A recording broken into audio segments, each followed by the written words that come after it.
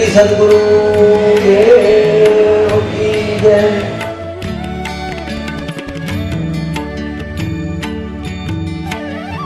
શ્રી સદગુરુ દેવ કી જય.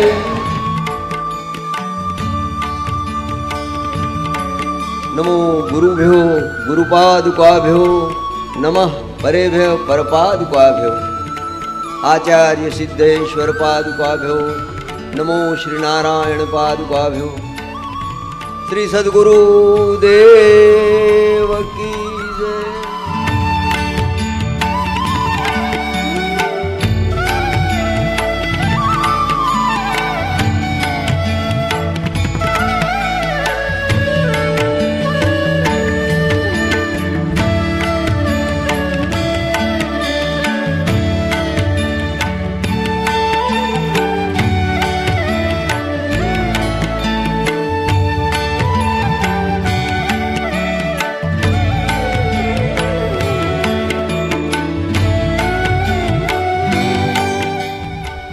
સૌ પોતપોતાના આસન ગ્રહણ કરીને બેસો. પરમ પૂજ્ય સદગુરુદેવના ચરણોમાં આપણા સૌના પ્રણામ. તો હવે પ્રાર્થનાથી આપણે કાર્યક્રમનો શુભારંભ કરીશું. પ્રાર્થના કરશે શ્રી પ્રમોદભાઈ. ઓમના 3 ઉચ્ચારો સાથે, એમાં આપણે સૌ સાથે રહીશું. આપણી પ્રાર્થના સમૂહ પ્રાર્થના બની જશે. શ્રી પ્રમોદભાઈ. શ્રી સદગુરુ શ્રી કૃષ્ણચંદ્ર ભગવાન ઓ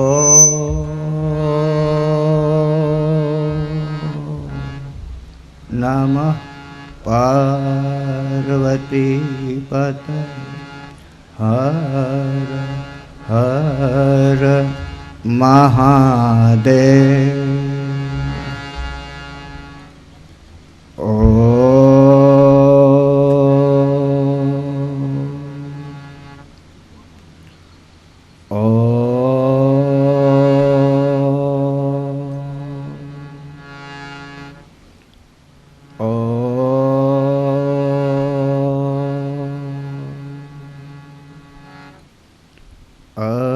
અશતો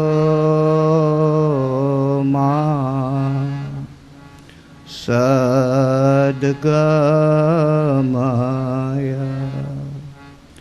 તમસો મા જ્યોતિર્ગમય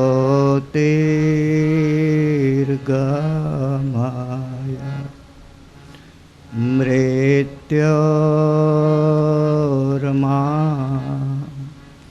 અમૃતા ગમય. ઓ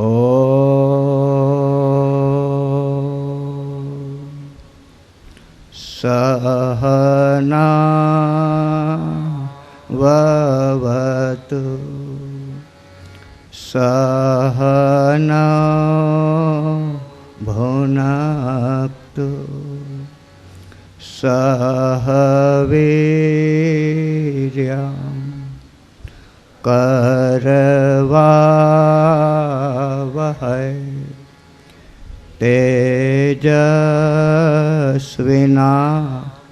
બદિતમસ્તુ મા વિદ્વિષાવહૈ મા વિદ્વિષાવહૈ મા વિદ્વિષાવહૈ. ઓમ શાંતિ શાંતિ શાંતિ. ગુરુર્બ્રહ્મા ગુરુર્વિષ્ણુ ગુરુદેવો મહેશ્વરઃ ગુરુર સાક્ષાત પરબ્રહ્મ તસ્મૈ શ્રી ગુરવે નમઃ. તસ્મૈ શ્રી ગુરવે નમઃ. તસ્મૈ શ્રી ગુરવે નમઃ. શ્રી સદ્ગુરુદેવ શ્રી કૃષ્ણચંદ્ર ભગવાન કી જય. ઓમ નમઃ પાર્વતી પતય હર હર મહાદેવ. સુંદર. અને હવે તરત ભજન શ્રી પ્રમોદભાઈ પૂજ્ય બાપુજી રચિત એક ભજન સંભળાવશે. શ્રી પ્રમોદભાઈ. અંતરમાં અંધારું રે ગુરુજી મારા, અંતરમાં અંધારું. અંતરમાં અંધારું રે ગુરુજી મારા, અંતરમાં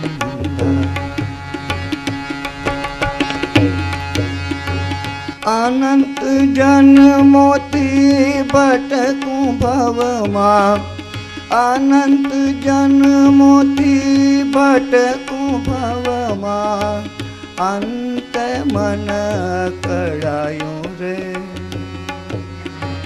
અંતરમાં. અંત મન કળાયું રે અંતરમાં. અંતરમાં અંધારું રે ગુરુજી મારા, અંતરમાં અંધારું.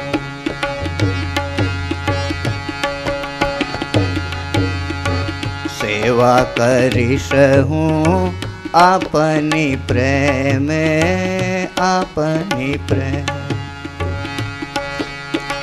સેવા કરીશ હું આપની પ્રેમે. સેવા કરીશ હું આપની પ્રેમે.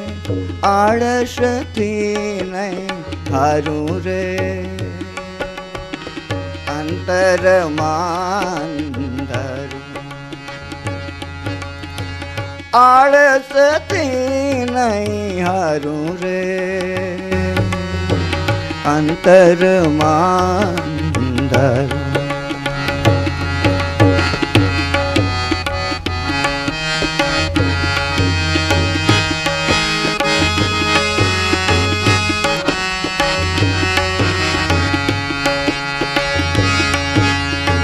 દુઃખના ડુંગરા,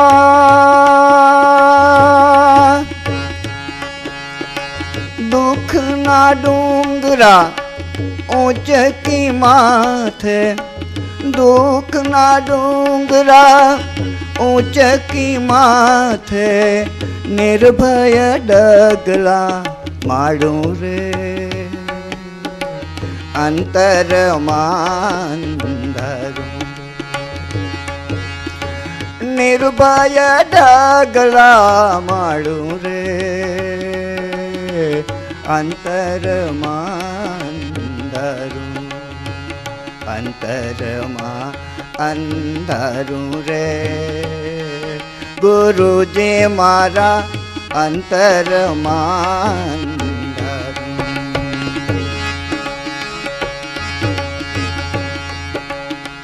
કરુણા સાગર સ્વામી કૃપાલુ, સ્વામી કૃપાલુ. કરુણા સાગર સ્વામી કૃપાલુ. કરુણા સાગર સ્વામી કૃપાલુ.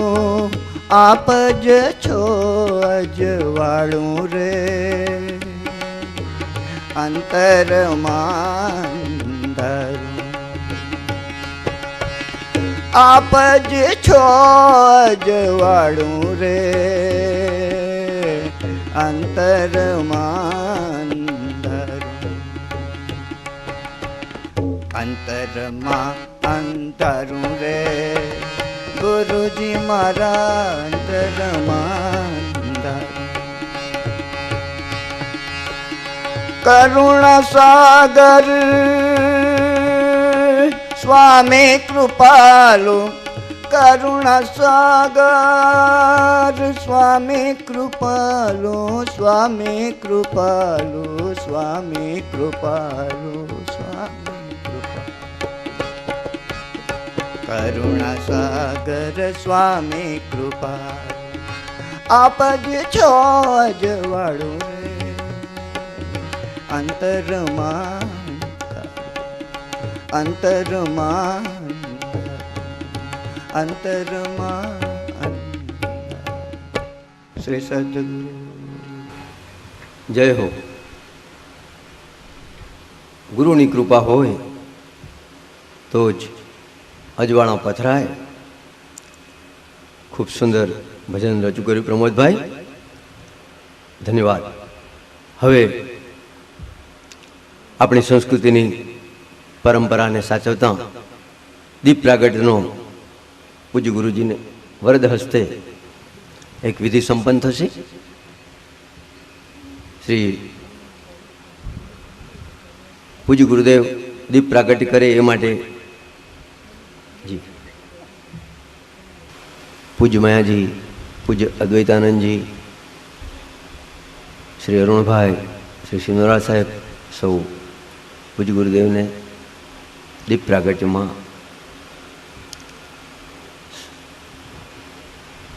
સાથે રહી અને સહયોગ આપી રહ્યા છે. શ્રી સંજયભાઈ,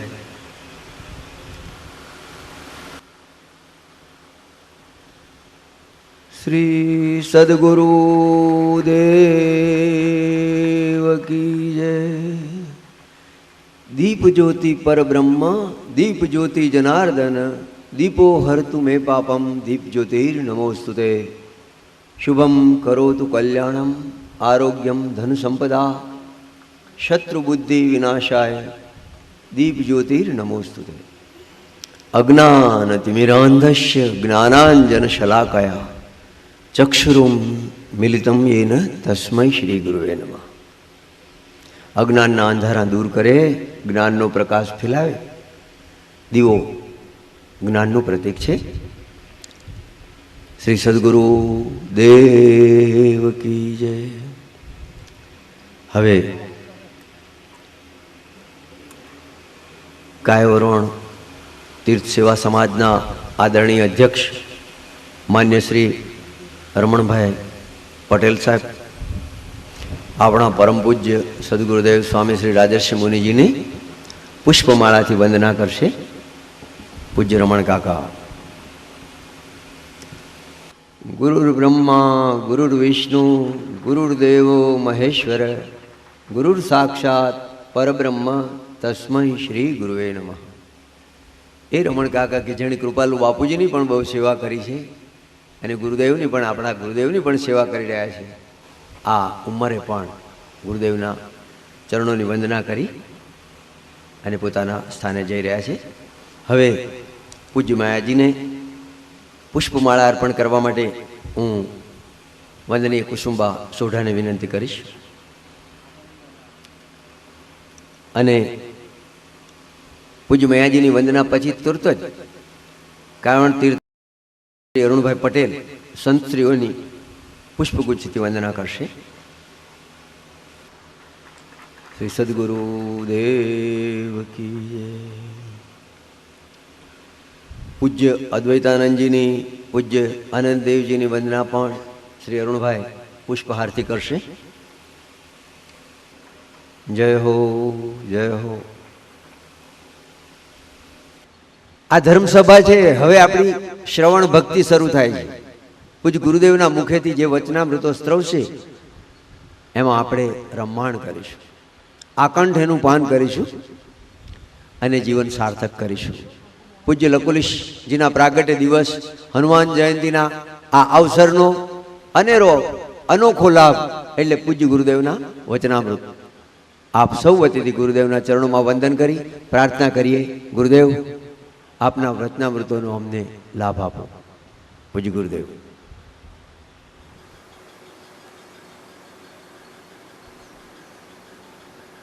ઓ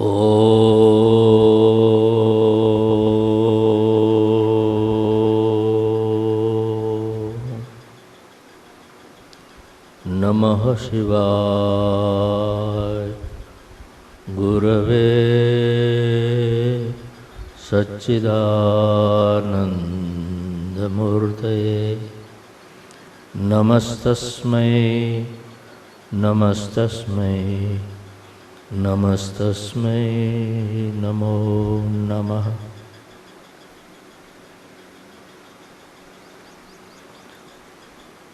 સજ્જનો, માતાઓ, બંધુઓ, ભગિનીઓ તથા બાળકો, સર્વને મારા સસને જય ભગવાન.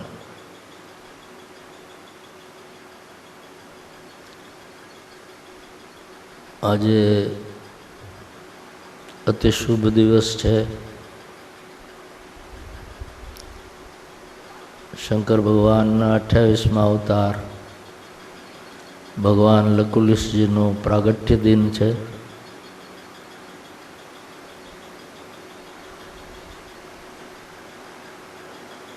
આમ તો ભગવાન લકુલિશજી સ્વરૂપે ભગવાન શિવજીનું પ્રાગટ્ય હજારો વર્ષ પૂર્વે થયું છે. એની કોઈ ચોક્કસ તારીખ કહી શકાય એવું નથી, પણ આપણા પુરાણોના સંદર્ભે વિચાર કરીએ તો એ દ્વાપર અને કલિયુગના સંધિકાળમાં અવતાર થયો. દ્વાપર યુગનો અંત, મહાભારતનું યુદ્ધ પૂરું થયું, યુધિષ્ઠિર ગાદી પર આવ્યા, એ પછી પરીક્ષિત ગાદી પર આવ્યા, અને છેલ્લે જન્મે જે ગાદી પર આવ્યા ત્યારે સંધિકાળ શરૂ થઈ ગયો હતો એમ કહેવાય છે. યુધિષ્ઠિર સંવત આપણા પંચાંગોમાં આપેલી હોય છે. એને 5150 વર્ષ ઉપર થઈ ગયા. એટલે હું એમ અનુમાન કરું છું કે કમસે કમ 4500 વર્ષ પૂર્વે લકુલિશ ભગવાનનો અવતરણ થયું હશે. અવતરણનું ચોક્કસ વર્ષ આપણે કહી શકીએ એમ નથી, પણ અવતરણનું ચોક્કસ સ્થળ તો આપણે જાણીએ છીએ. આ કાયાવરોહણ મહાતીર્થમાં ભગવાનનું લકુલિશ સ્વરૂપે અવતરણ થયું. એટલે જ આ તીર્થનું નામ કાયાવરોહણ છે.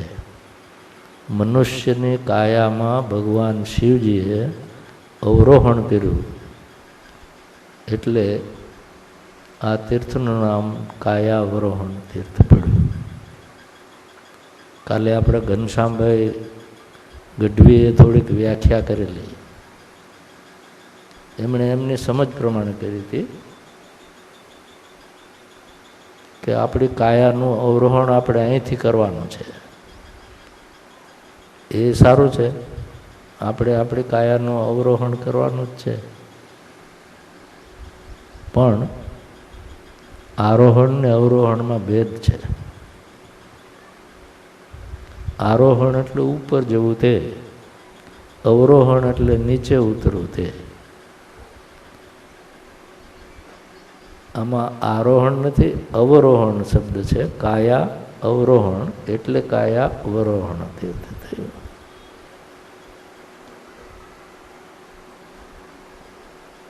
એટલે ઘનશ્યામભાઈ કહેતા હતા કે આપણી કાયાનું અવરોહણ કરવાનું છે. તે તો કરવાનું જ છે, આપણે કાંઈ નહીં કરીએ તો એ અવરોહણ થઈ જ જવાનું છે. પણ એ અર્થ બરાબર નથી, એટલે મેં થોડી ચોખવટ કરી કે પાછા તમે એ અર્થ માનીને ઘરે ન જાઓ.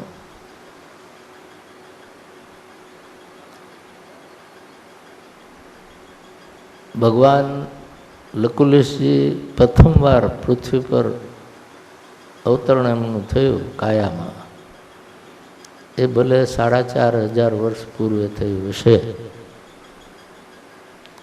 આપણે માટે, આપણી પરંપરા માટે તો ફરી એમણે કાયામાં અવરોહણ કર્યું એ 1913માં. એની પણ શતાબ્દી છે.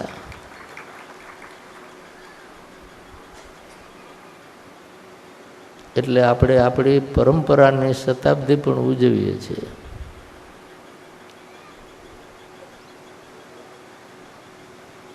ઓગણીસો 13માં પ્રણવાનંદ સ્વરૂપે, એટલે કે પ્રણવાનંદજી સ્વામીના શરીરમાં ભગવાને પરકાયા પ્રવેશ કરેલો એ 1931માં કરેલો. પણ 1913માં પ્રણવાનંદજીના પૂર્વાશ્રમ વખતે જ્યારે બંકિમ બાબુ હતા, ત્યારે ભગવાન સ્વયં એમના દિવ્ય સ્વરૂપે, એ વખતે કોઈ કાયામાં અવરોહણ નહોતું કર્યું, એમને યાત્રાએથી પાછા ફરતા ડાયરિયા થઈ ગયેલો, ઝાડા થઈ ગયેલા, અને લગભગ બેશુદ્ધ બની ગયા. એમની સાથે એમના ધર્મપત્ની હતા બંકિમ બાબુના, આશાદેવી, કલ્પાંત કરતા હતા. એ સમયે દાદાજી ત્યાં પધાર્યા એ પોતાના દિવ્ય સ્વરૂપે. ત્યારે તો કોઈ કાયામાં અવરોહણ કરેલું હતું. એટલે આ બીજું પૃથ્વી પરનું પ્રાગટ્ય આપણે જેને જાણીએ છીએ તે 1913માં થયું. આપણને એની ચોક્કસ તારીખ ખબર નથી. બાપુજીને ખબર નહીં હોય એટલે મને કહી નથી. બાપુજીએ પૂછ્યું તો હશે, પણ પ્રણવાનંદજી તો કંઈ પૂર્વાશ્રમનું એમને કહેવા તૈયાર હતા જ નહીં કે તને તારી રીતે ભવિષ્યમાં આપમેળે ખબર પડી જશે શું છે તે. આશાદેવીને બાપુજી અવશ્ય મળેલા, પણ એ વખતે બધું બીજું ઘણું જાણવાની એમને ઉત્સુકતા હતી. એટલે ક્યારે આ બનાવ બન્યો તો ભગવાનના પ્રાગટ્યનો દિવસ, એ એમણે પૂછ્યું નહીં હોય. જાણતા તો બે જ વ્યક્તિ હોય, કાં બંતિમ બાબુ અને કાં એમના પત્ની, ધર્મપત્ની આશાદેવી. બંકિમ બાબુ બેશુદ્ધ જરૂર હતા, પણ શુદ્ધિમાં આવ્યા પછી એને તારીખ તો ખબર હોય ને, દિવસ ને તારીખ. આશાદેવીને ખબર હોય, બીજા કોઈને ખબર હોય નહીં. ખબર હોય કે ન હોય, પણ હું એમ અનુમાન કરું છું કે એ આ ચૈત્ર સુદ પૂનમ જ હશે.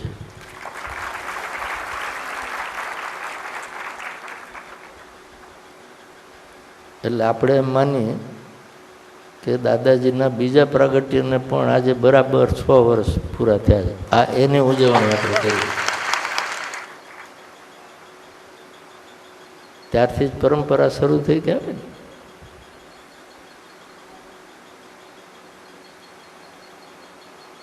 કારણ કે એ પછી ભગવાને બંકિમ બાબુને દીક્ષા આપી, એમણે યોગ સાધના કરી.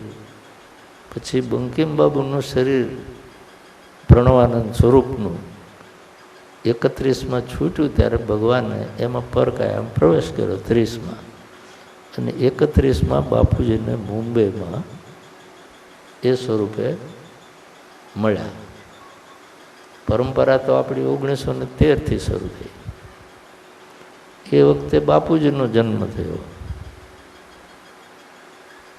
એટલે આપણે બાપુજીની સેન્ટનરી, આપણી પરંપરાની સેન્ટનરી અને આપણા લકુલિશ ભગવાનના બીજા પ્રાગટ્યની પણ સેન્ટનરી એમ કહીએ તો ચાલે એવું છે.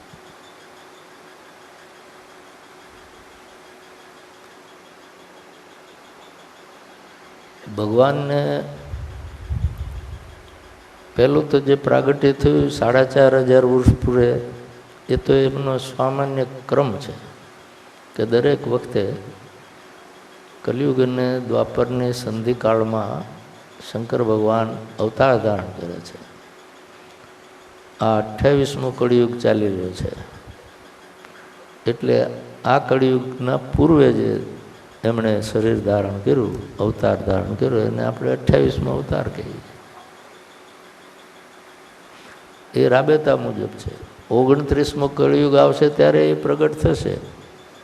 જે નામે થશે તે આગળના 27 નામો આપણે જાણીએ છીએ. 28મું નામ લકુલિશ ભગવાન, 29મું એ કંઈક થશે, 30મું થશે, પણ એ બધા એનું દ્વાપર અને કળિયુગની સંધિકાળમાં એ અવતારો થશે, એ રાબેતા મુજબ. પણ આ વચ્ચે જે પ્રાગટ્ય થયું ફરીને સંસ્કૃતિના પુનરુત્થાનના હેતુથી, એ હેતુને જો મુખ્ય ન ગણીએ તો બીજો હેતુ એમનો એ હતો કે મારી આધ્યાત્મિક પરંપરા, યોગ વિદ્યા જે ભૂલાઈ ગઈ છે એની પરંપરા તાજી શરૂ કરવી. એ હોઈ શકે. હું માનું છું બે હશે. જો એમને માત્ર યોગની પરંપરા ચાલુ કરવી હોત તો બાપુજીને સંસ્કૃતિના પુનરુત્થાનનો આદેશ આપત નહીં. માની લ્યો કે આપી જ પણ દીધો, તો બાપુજીને આદેશ આપ્યા પછી મને ફરીને એ જ આદેશ કરત નહીં. એનો અર્થ એમ છે કે એમનો એ આદેશ પણ છે અને સાથે સાથે યોગ વિદ્યા એની સાચી સાધના જે ભૂલાઈ ગઈ છે એ પણ ફરીથી રિવાઈવ કરવી, એટલે કે એને ફરીને જીવંત કરવી, એવો પણ ઉદ્દેશ છે. સાધનાને સાચા અર્થમાં જીવંત કરવી, જીવતી રાખવી, આગળ ચલાવવી, એમાં પ્રગતિ કરવી, આ બધું નિવૃત્તિ પક્ષના શિષ્યોનું કામ છે. એ લિમિટેડ માણસોની જવાબદારી છે, નાનકડી નથી. એ જવાબદારી ઘણી મોટી છે. સાચી સાધનાને જાગૃત રાખવાની, ખોટી સાધનાને ચલાવવાની કોઈ મોટી જવાબદારી હોતી જ નથી. ગમે ત્યારે ચલાવી શકાય છે. એમાં મહાપુરુષની આજ્ઞાની જરૂર હોતી નથી. પણ આપણી ગુરુ પરંપરામાં ખોટી સાધના નથી, સાચી છે, સાચી રહેશે. તાલીઓ પાડી, પણ એ સાચી છે એમ કહેવાની જવાબદારી તમારી છે. અમે તો જાણીએ છીએ કે સાચી છે. એમ જગતના બધી પરંપરા એમ જ કહે છે કે અમારું સાચું છે. તો આપણે બધા એને ખોટા પાડીને ઝઘડો કરવો છે, એ તો આપણી સંસ્કૃતિ નથી. આપણી સાચી છે એમાં આપણે શ્રદ્ધા રાખીએ, વિશ્વાસ રાખીએ, બસ એટલું જ જરૂરી છે. આપણી પરંપરામાં જે જોડાયેલા છે, મંત્ર દીક્ષિતો છે, એમને તો પાકો વિશ્વાસ હોવો જ જોઈએ. જો પાકો વિશ્વાસ ન હોય તો તમે જોડાયા જ નથી, એમ જ સમજવાનું. સત્ય સત્ય છે એમ સત્ય જાણનારો કદી કોઈને કહેવાનો નથી. માનનારા, એમાં શ્રદ્ધા રાખનારા જ એ સત્યને સત્ય ઠરાવે. સત્યની બીજી વ્યાખ્યા હોતી નથી. અસત્યને પણ સત્ય ઠરાવે, પણ એ માન્યતાથી જ ઠરાવાય છે. કમસે કમ મારા અનેક પ્રવચનોમાં આ વાક્ય તમને મળશે કે આપણી પરંપરામાં જોડાયેલી કોઈ પણ વ્યક્તિને એટલો તો આત્મસંતોષ રાખવો જોઈએ કે આપણે ખોટી જગ્યાએ જોડાયા નથી.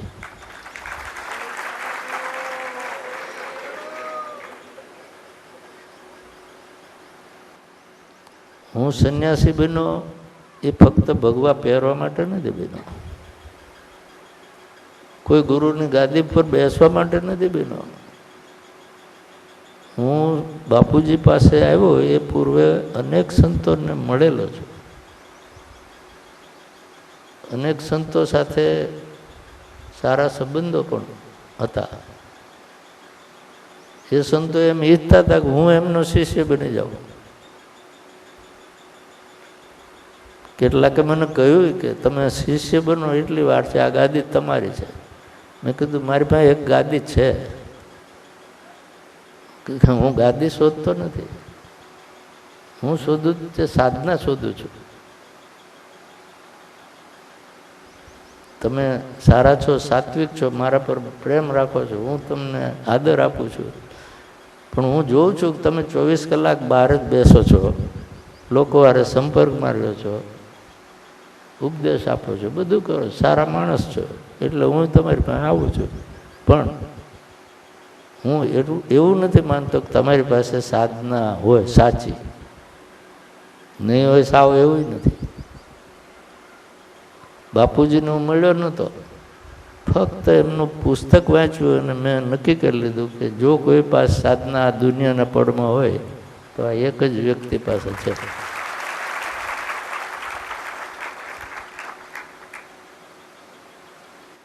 અને એવું મેં વિચાર્યું હજી મળ્યા પહેલાં, ત્યારે હું જાણતો હતો કે આ વ્યક્તિ ફક્ત 7 ગુજરાતી ભણેલા છે.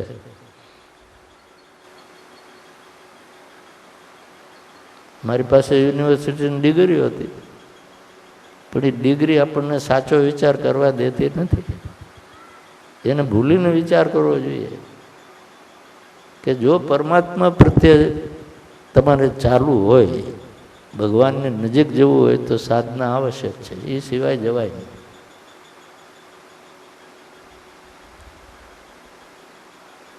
ભક્તિમાં કહેવાય છે કે ભાવ હોવો જોઈએ તો ભગવાન ભાવના ભૂખ્યા છે. ભાવ હોય પણ આપણે ડગલું જ આગળ માંડવા તૈયાર ન હોય તો ભાવ શું કામનો? સાધના મુખ્ય છે. સાધનાની પાછળ ભાવનું ફોર્સ હોય તો અવશ્ય સાધનામાં પ્રગતિ વિશેષ થાય. સાધના મળી ગઈ અને પાછળ ભાવ ન હોય તો એ કંઈ થવાનું નથી.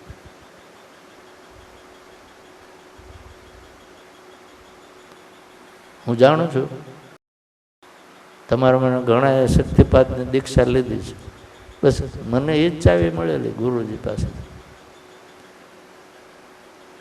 સાધના હોય પણ પાછળ આપણો એટલો ભાવ એટલે શું છે કે એની પાછળ લાગી જવું. આપણું ધ્યેય જે બનવું જોઈએ. જિંદગીમાં ધ્યેય પાકું ન હોય તો કંઈ થતું નથી.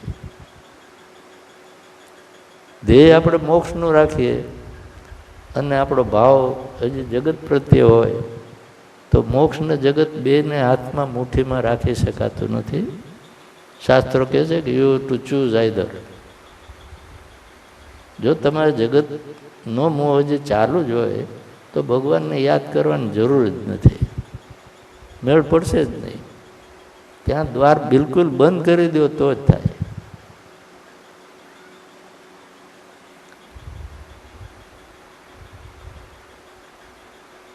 જગતનો મને મોહ નહોતો, પણ જગત માતો હતો ને, નોકરી કરતો હતો, લોકો સાથે સંપર્ક પણ રાખવો પડે, બધું જ કરવું પડે.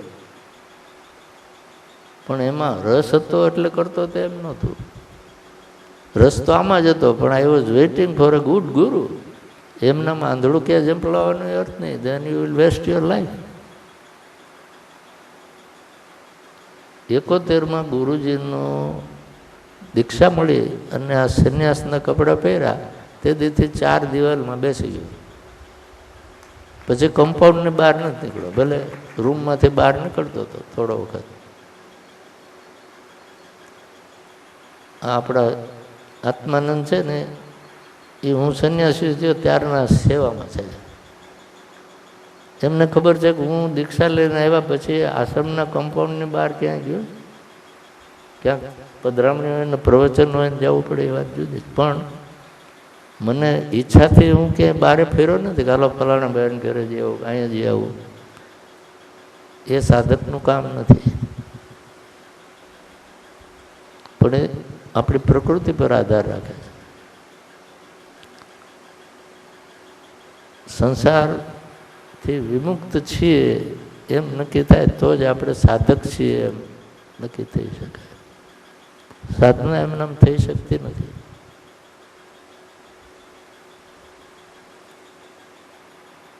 આપણી પરંપરામાં લકુલિશ ભગવાને સાધના આપી છે, સંપૂર્ણ સાધના આપી છે. એમણે તો કહ્યું જ છે કે આ યોગનો અંત એટલે દિવ્ય શરીરની પ્રાપ્તિ. એ સિવાય યોગનો હાઈએસ્ટ પિનેકલ નથી કોઈ. યોગના સર્વોચ્ચ શિખરે પહોંચવું હોય તો દિવ્ય શરીરની પ્રાપ્તિ.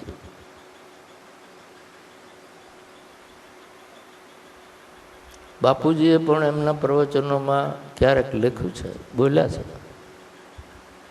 કે મારા દેહને તમારે ઉંચકીને લઈ જવો પડે અને અંતિમ ક્રિયા કરવી પડે તો માનજો કે હું સિદ્ધ નહોતો. હવે મારાથી તો બીજું કંઈ કહેવાય નહીં, એમાં સુધારો સૂચવાય નહીં. ન પહોંચી શકીએ એ વાત જુદી છે, પણ સત્યને નાનકડું કરી નહીં દેવાય. નહીં તો દાદાજીએ આપેલું સત્ય આપણે હળવું કરીને પછી એવા સત્યો તો ઘણા છે જગતમાં. અને એવું જ છે બધી પરંપરામાં અલ્ટિમેટ તો દિવ્ય શરીરની પ્રાપ્તિ જ છે. શાસ્ત્ર કહે છે, આપણું એકે શાસ્ત્ર એવું નથી કે જેમાં ન લખ્યું હોય કે દિવ્ય શરીરની પ્રાપ્તિ થવી જોઈએ.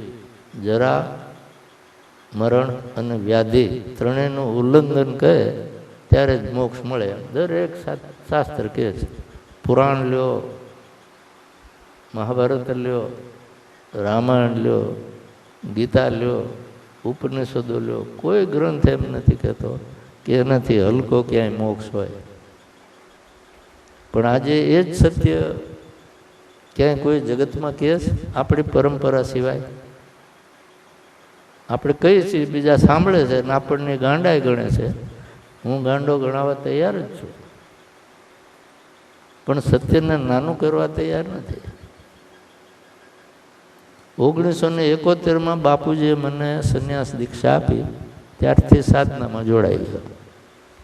1972માં રમણભાઈ જાણતા હશે કદાચ, આપણા અમદાવાદમાં એક સ્વામીજી હતા ને,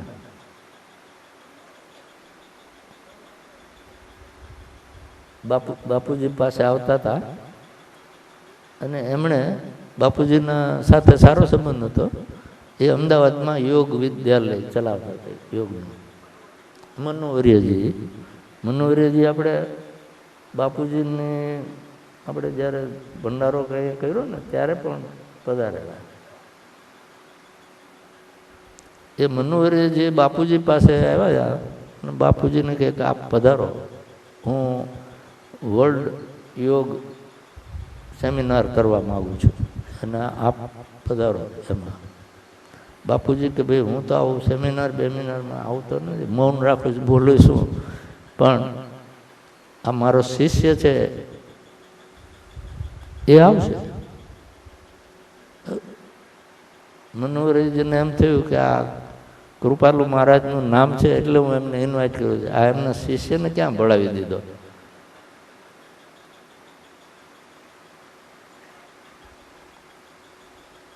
એટલે પછી બાપુજી એમ કે સારું, એ ભલે આવે. હવે સેમિનારમાં જવાનું બધા જે સંતો જાય એમને કાંઈક લખી આપવાનું પેપર યોગ ઉપર. પછી પેપર ત્યાં વંચાય. સંત પોતે ભાષણ કરવું હોય તો કરી શકે, પણ પેપર છે એ છપાય પછી. એટલે મને કે તમે એક લેખ તૈયાર કરીને મોકલજો. એટલે મેં એક લેખ તૈયાર કર્યો. પછી મને એમ થયું કે હું તો નવો છું, મને આમાં બહુ હજી અનુભવ નથી.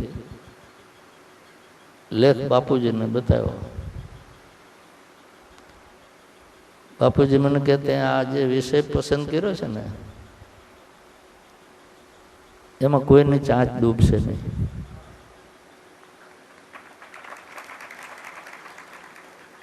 અને મારો લેખનું શીર્ષક હતું ડિવાઇન બોડી થ્રુ યોગ.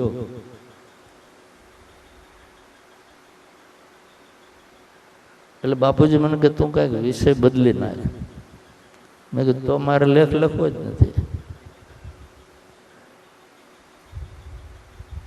જો યોગના કઈ સામાન્ય વસ્તુ માટે મારે લખવાનું હોય કે તમારી તબિયત સારી રહેશે તો એવું હું શું કામ લખું? એવું તો ઘણા બોલવાના જ છે.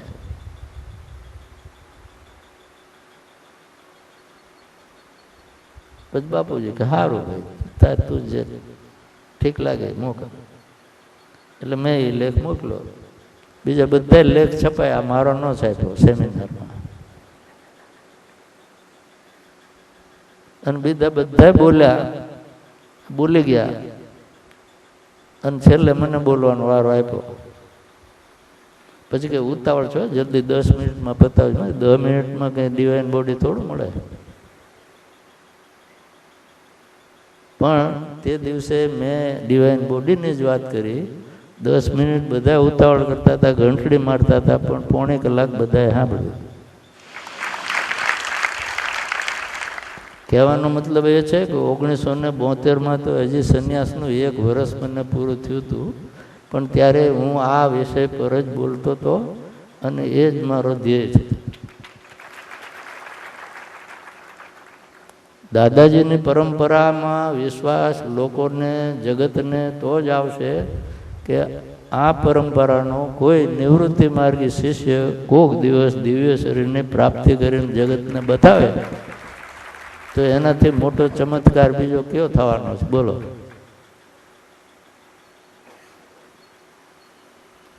થિયરી વાંચીને બોલવું એ એક વાત છે. કોકે આપણને નાડું પકડાવ્યું એટલે નાડું બોલ્યા જ કરવાનું કે આપણે ક્યાં પ્રાપ્ત કરવાનું દિવ્ય શરીર? બોલવાનું. એવો એ રાજર્ષિ મુનિ એવો નથી હો.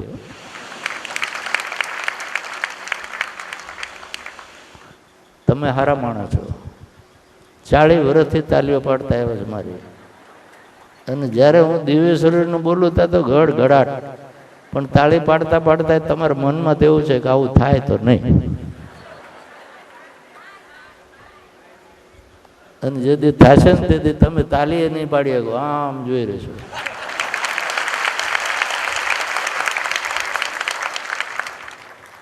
અગાઉથી પાડો છે એને તો કઈ મન ગલગલિયા નથી થતા. મારે સાચી તાલી કોક દી પડાવવી છે.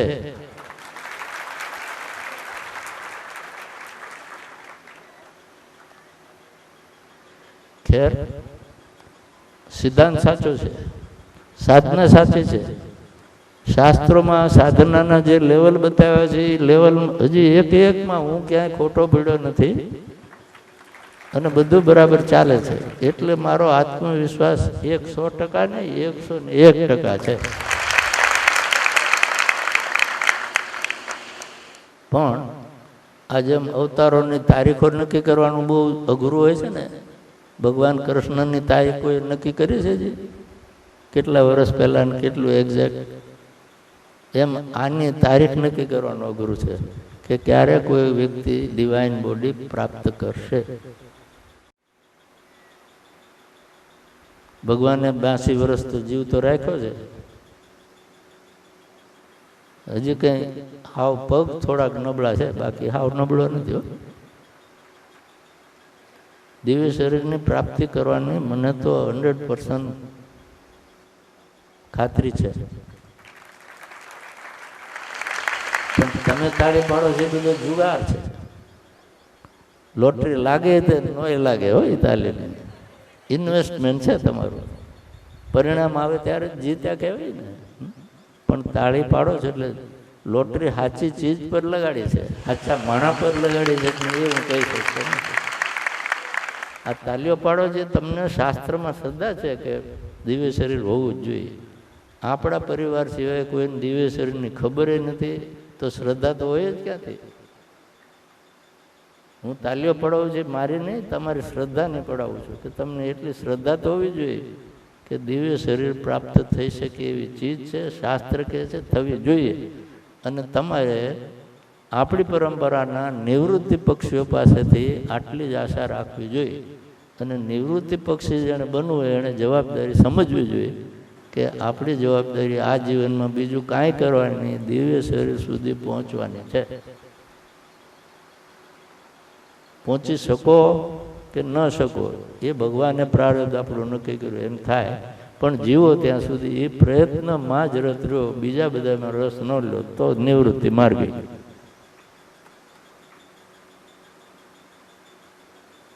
બાપુજી અમેરિકા પધાર્યા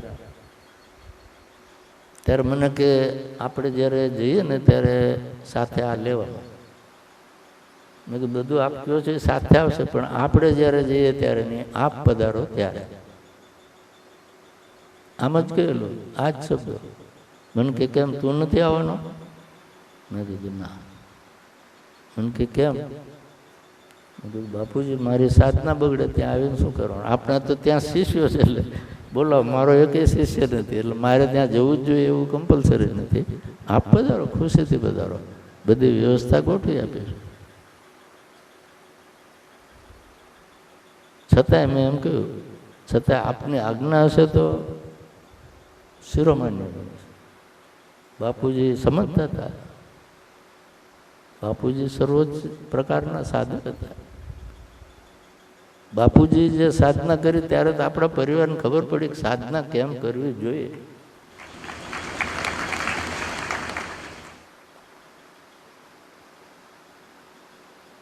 એટલે બાપુજીએ કહ્યું કે નહીં, સાધના તારે કરવી હોય તો હું એમાં વિક્ષેપ ન કરું, તો હું એવી ગાંડી આજ્ઞા ન કરું, તારી ઈચ્છા પ્રમાણે. અને આ વાતથી મેં બહાર કહ્યું, આ શશીભાઈને પૂછો. શશીભાઈને ખબર છે મેં કહ્યું કે હું બાપુજી જોડે અમેરિકા નથી જવાનું, આપણે તમારામાં કોઈ નક્કી કરો કોણ જશે સેવામાં. કહ્યું હતું ને ત્યારે એમને આશ્ચર્ય હતું કે આપને પધારો. મેં કીધું ના, ગુરુજીની આજ્ઞાનો અનાદર કરવામાં એમાં રસ નહોતો, મને રસ સાધનામાં હતો. છતાંય બાપુજીએ કીધું તો જા.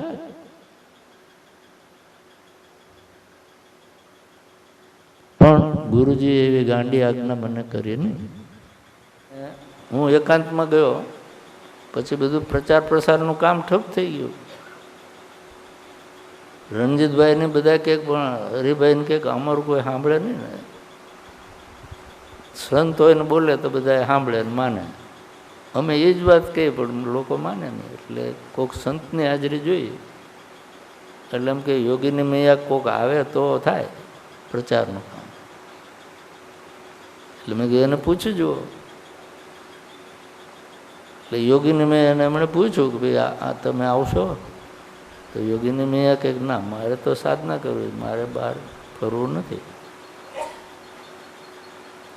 એટલે એમણે મને કહ્યું કે આપ યોગીને મેં એને કહ્યું. મેં કીધું જો બાપુજીએ મને નથી કીધું અને મેં બાપુજીને એ જવાબ આપ્યો તો એ મને કહે છે એમ, તો હવે હું કેમ કહું? એ તો એને થાય કે મારે જવું તો જાય. મને જેમ દાદાજીએ આજ્ઞા કરી કે તારે કરવું જોઈએ તો હું બહાર નીકળો સ્વેચ્છાએ, એમ એને એમ થાય કે મારે આ કરવું જોઈએ, સ્વેચ્છાએ નીકળે તો જાય. પણ એક નિવૃત્તિ માર્ગી સાધક તરીકે એનો જવાબ મને ગમ્યો કે મારે બહાર ફરવું નથી, મારે સાધના જ કરવી છે. આઈ એપ્રિશિએટ. નિવૃત્તિ માર્ગીનો સાધના પ્રત્યેનો લગાવ આવો હોવો જોઈએ.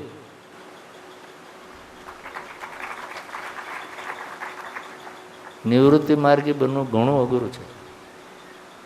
આપણે માની લઈએ કે આ પહેરેલું છે ને, પછી ગુરુજી આપણને શીખ્યું, પછી તો આપણે ક્યાં બહાર નીકળવું છે.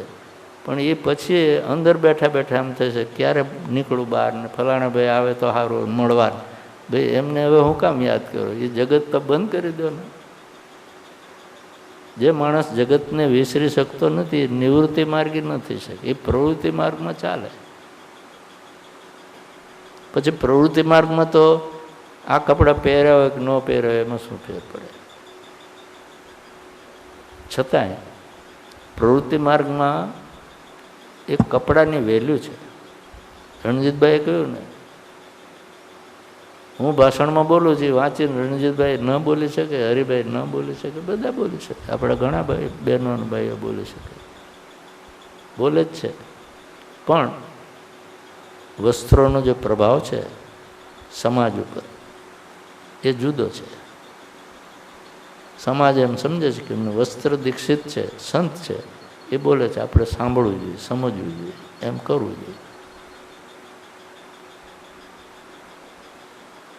જેની પાસે વસ્ત્ર નથી એને આપણે મોટા મોટો ફિલોસોફર જેને નોબેલ પ્રાઇઝ મળ્યું એવો લેખક હોય એને ભાષણ કરવા બોલાય, પણ એનો એ લોકોનો ઉપદેશ આપે કે તમે આમ કરો તમારો ઉદ્ધાર થશે, એનો પ્રભાવ ન પડે.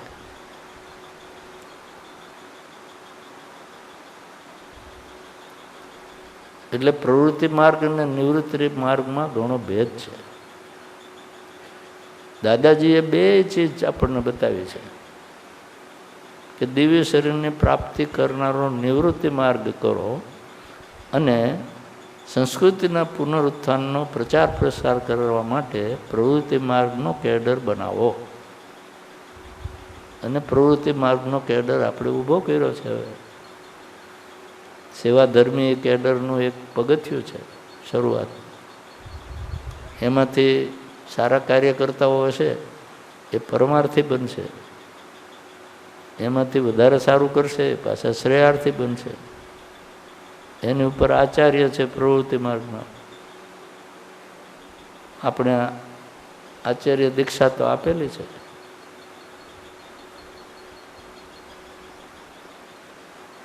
એ પ્રવૃત્તિ માર્ગનું કામ છે. આચાર્યને એવું નથી કે પ્રવૃત્તિ જ કરવાની છે, સાધના બી કરે ને પ્રવૃત્તિ પણ કરે, પણ નિવૃત્તિ માર્ગને સાધના જ કરવી જોઈએ. આ આપણી પરંપરાનો પાયો છે. પણ જો પ્રવૃત્તિ માર્ગ જ્યાં સુધી બેઠો ન થાય ત્યાં સુધી નિવૃત્તિ માર્ગીઓએ નીકળવું પડે તો ન છૂટકે નીકળવું પડે. મારે નીકળવું જ પડ્યું, બીજો કોઈ હતો જ નહીં. 1993માં મને દાદાજીએ આજ્ઞા કરી, ત્યારે હું બહાર ન નીકળું શું કોણ કરે, કંઈ હતું જ નહીં. એટલે મારે નીકળવું પડ્યું. નીકળો, 10-12 વર્ષ નીકળો, કામ કર્યું, અને છેવટે દાદાજીએ મને સર્ટિફિકેટ આપ્યું કે હવે તારે નિવૃત્ત પાછું થવું હોય, છૂટ છે, ત્યારે નિવૃત્ત થયો. એમણે તે દી કીધું કે હજી મત તો 2 ચાલુ રાખત, સાધના છોડી નથી. 12 વર્ષ કાંઈ છોડી દીધી સાધનાને નીકળો છે એવું નથી. 3 મહિના ફરતો હતો. ચોમાસામાં ફરાય નહીં, બહુ ઉનાળામાં ગરમી હોય ત્યારે ફરાય નહીં, શિયાળામાં ફરતો હતો. એટલો સાધનામાં કાપ આવે એક સિઝનનો, 3-4 મહિનાનો, પણ 8 મહિના તો મળતા જ હતા. આ એવું છે, બેવડી કામ ચલાવવું હોય ત્યારે એવું કરવું પડે. પણ ખરું કામ પ્રવૃત્તિ માર્ગીએ ઉઠાવવાનું છે. લકુલિશ ભગવાનની પરંપરા છે તો એમનો આદેશ છે એ આપણે માટે શિરોધેર્ય હોવો જોઈએ. બાકી શાસ્ત્રમાં લખ્યું છે તો બધાએ માને જ છે કે શંકર ભગવાનને એક અવતાર થયા, પણ આપણે એની પરંપરામાં છીએ તો એમનો આદેશ એ આપણે માટે શિરોધેર્ય હોવો જોઈએ. જો એ કાર્ય આપણે ન કરતા હોઈએ તો ભલે આ પરંપરામાં દીક્ષિત હોય તોય તમે લકુલિશ ભગવાનના પાર્ષદ છો એમ હું માનતો નથી.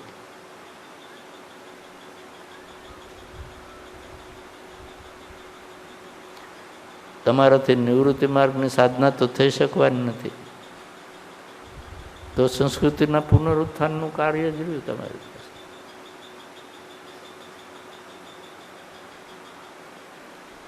એ કરો એ ન કરીએ તો ભગવાનની ઈચ્છા છે ને આપણે કરતા નથી, એવું થાય તો આપણને લાભ તો જ નથી થવાનો. ગેરલાભ કદાચ ન થાય પણ લાભ તો નથી થવાનો.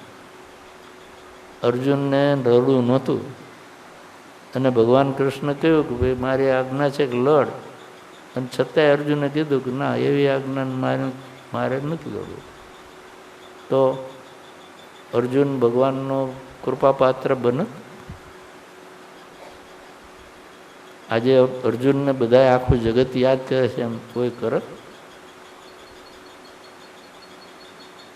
ભગવાનના આદેશ મુજબ જે કાંઈ કરીએ છીએ એટલે આપણે મહાન બનીએ છીએ, એટલે આપણી જગત કિંમત કરે છે.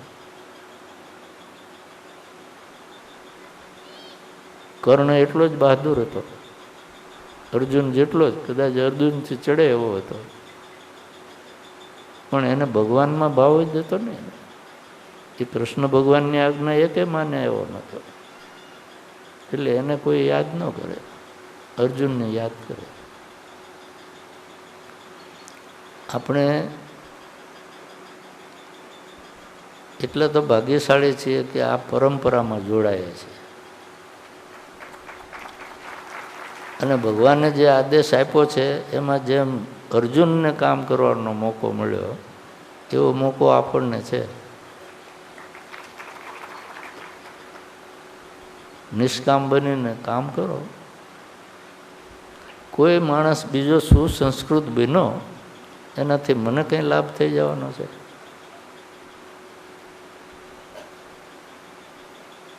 આ બિલકુલ નિસ્વાર્થ કામ છે, નિષ્કામ સેવા છે. એટલે જ દાદાજીએ આપણને કહ્યું છે કે આ જે કાર્ય તમે કરશો એ તમારો નિષ્કામ યોગ, કર્મયોગ બની જશે. તમે, હું જે યોગ કરું છું, અષ્ટાંગ યોગ, એ તો અઘરો પડવાનો છે, એ તમારે તે સાધના થવાની નથી, એ નિવૃત્તિ માર્ગની સાધના છે. પણ કર્મયોગ, જ્ઞાનયોગ, ભક્તિયોગ એ સંસારીઓ માટે છે. એ પુરાણોક્ત યોગ છે. પુરાણોમાં આ 3 યોગની જ વાતો ભરપૂર પડી છે, અને પુરાણો સામાન્ય જનતા માટે છે.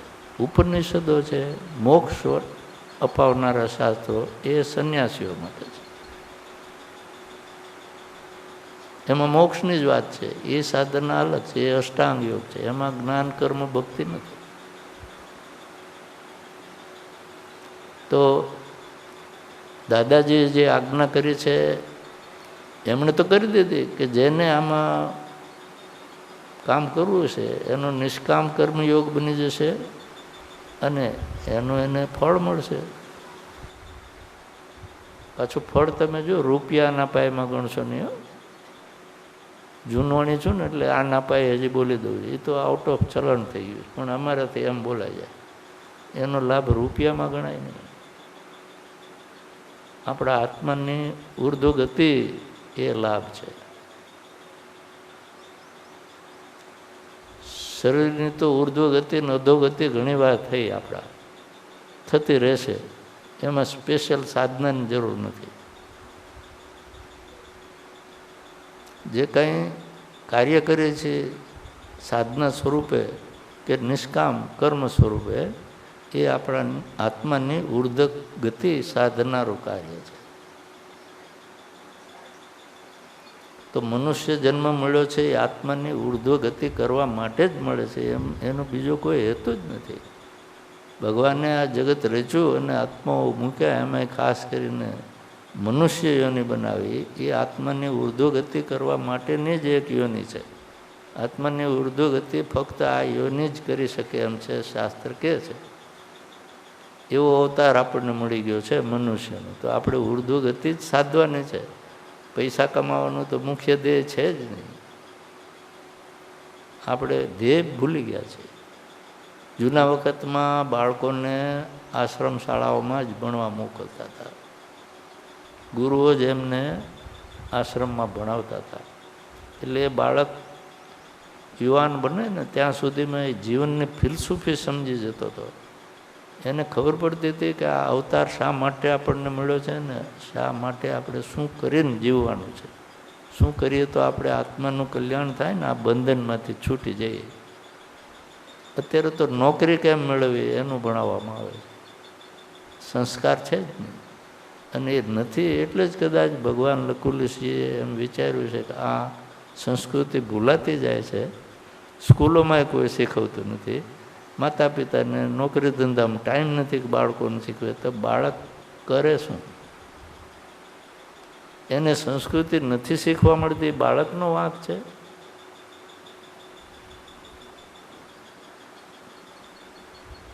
જ્યાં આપણે એને કેળવણી માટે મૂકી છે, ભણતર માટે મોકલી, ત્યાં એ જો સંસ્કૃતિ ન શીખવાતી હોય તો એ ભણતર કાંઈ કામનું નથી. આપણે મા બાપ એમ માને કે બાળક નિશાળે જાય છે એટલે કેળવાય છે, એટલે આપણે ઘરે એને કંઈ સંસ્કૃતિનું કહેતા નથી.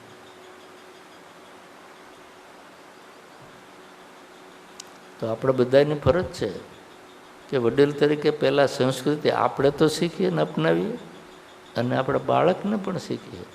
આપણે શીખીશું ને અપનાવીશું તો એ બાળકમાં જોઈ જોઈને આપમેળે સંસ્કાર પડશે. આપણે બીડી સિગરેટ પીતા હોય ને આશા રાખીએ કે મારો બાળક બીડી સિગરેટ ન પીએ તો સારું, એ તો એક સપનું છે. બાળક જોવે છે કે મૂછો ઉગી હોય એનાથી પીવાય, મૂછો ન હોય એને ન પીવાય, એટલે એ રાહ જ જોવે છે કે મને ક્યારે ઉગે એ પીવા માંડવાનો. સંસ્કાર તો આમ જ મળે ને, સંસ્કારમાંથી જ સંસ્કૃતિ બને છે. શુભ સંસ્કારો આપીએ તો સંસ્કૃતિને, અશુભ સંસ્કારો ખોટા સંસ્કારો મળે બાળકને તો વિકૃતિ, એ સંસ્કૃતિ નહીં.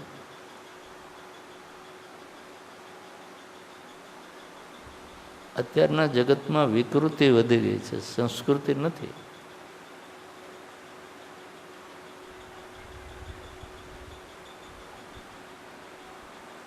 આપણે પશ્ચિમના જગતનું અનુકરણ કરવા માંડ્યા છે. પશ્ચિમનું જગત ભૌતિકવાદી છે, અધ્યાત્મવાદી નથી. આપણું ભારતીય જગત પહેલેથી અધ્યાત્મવાદી છે. એ ભગવાનને, આત્માને, કલ્યાણને, મોક્ષને ઊંચું મહત્વ આપતું આવ્યું છે, ભૌતિકવાદને નહીં. પૈસો એ ભૌતિકવાદ છે, સુખ સગવડો ભૌતિકવાદ છે. મોટર હોવી, ફ્રીજ, ટીવી, બધી સગવડ હોવી, મોજ મજા કરવા, સિનેમા ઘરો હોવા, આ બધું વિકૃતિ છે, એનું સંસ્કૃતિ નહીં કહેવાય. આપણા ઋષિમુનિઓ તમે જાણો છો કેવા મહાન હતા, એમની શક્તિઓ કેવી હતી. અગત્ય ઋષિ દરિયો પી ગયેલા. વિશ્વામિત્ર ઋષિ આ બ્રહ્માજીએ જેમ ગોળા બનાવ્યા છે ને એવું સ્વર્ગ રચવા માંડી ગયેલા ત્રિશંકુ રાજાને માટે. ત્રિશંકુને અત્યારે માણસને આપણે રોકેટમાં બેહાડી ને સ્પેસ સૂટ પહેરાવી ને ઓક્સિજનના બાટલા દઈ અને મૂન ઉપર મોકલીએ છીએ. રાજા ત્રિશંકુને કાંઈ પહેરાવ્યા વિના અહીંયા વિશ્વામિત્ર કે જા તે રોકેટની જેમ છૂટ્યો. આ કેવો માણસની શક્તિ કહેવાય બોલો. તે સ્વર્ગના દરવાજે પહોંચાડી દીધો. ત્રિશંકુ સ્વર્ગના દરવાજા દેવોએ બંધ કરાવી દીધા કે આ મૃત્યુલોકનો માણસ એનું શરીર લઈને અહીંયા આવે, કરી દો દરવાજા બંધ. એટલે ત્રિશંકુને ઠેલીને પાછો કાઢ્યો ને દરવાજા કરી દીધા બંધ. તે ત્રિશંકુ અવળે માથે પાછો નીચે આવવા માંડ્યો કે ગુરુજી આ તો મારું પડીશ પૃથ્વી પર તો શું થશે? તો કે ગભરામાં ત્યાં જ રહી જાય. તે લટકી રહ્યો બોલો. આવા ઋષિમુનિઓ હતા. અને કે પણ હવળે માથે હવે ક્યાં સુધી? તો કે હું હમણાં તને હવળે માથે કહી દઈશ ને ત્યાં સ્વર્ગ બનાવું તારા માટે, જેના ઉપર તું પગ મૂકીને ઊભો રહી શકે. અને બનાવવા માંડી ગયા તો બ્રહ્માજીનું સિંહાસન ડોલવા માંડી ગયું કે ભાઈ તમે એક જ બ્રહ્મા નથી, આ કાળા માથાનો માનવી એક છે કે તમારી જેમ રચના કરી શકે છે. સામાન્ય કહેવાય આવા બધા ઋષિ મુનિઓ હતા આપણા. અને એ જ વિશ્વામિત્ર જ્યારે રાજા હતા ત્યારે ધનુર્ધારી હતા, એમની પાસે અસ્ત્ર શસ્ત્રની વિદ્યા હતી. પણ વશિષ્ઠ ઋષિ ઉપર ક્રોધાયમાન થઈને આક્રમણ કર્યું ને ત્યારે વશિષ્ઠ ઋષિ પાસે તો એક દંડ હતો લાકડાનો, એ આપણે આગળ ધરી રાખ્યો તો બધા બ્રહ્માસ્ત્રોને બધા અસ્ત્રો એની હારે ભટકાઈને ભૂકા થઈ ગયા. બોલો, એ કાંઈ દંડની મહત્તા હતી? દંડમાં એવી શક્તિ હતી? ઋષિમાં એવી તાકાત હતી. આવા ઋષિ મુનિઓ હતા. પણ છતાંય હું તમને જે કહું છું, એમણે બંગલા બંધાવ્યા નહોતા, એ મોટર કે વિમાનમાં ફરતા નહોતા, અને એમને બેંક બેલેન્સ નહોતું, અને સાદા વલકલ પહેરીને રહેતા હતા. આપણે જેવો એકેય હેલફેલ નહોતો. સરિતામાં સ્નાન કરી લેતા હતા, અહીંયા બાથટબ નહોતા.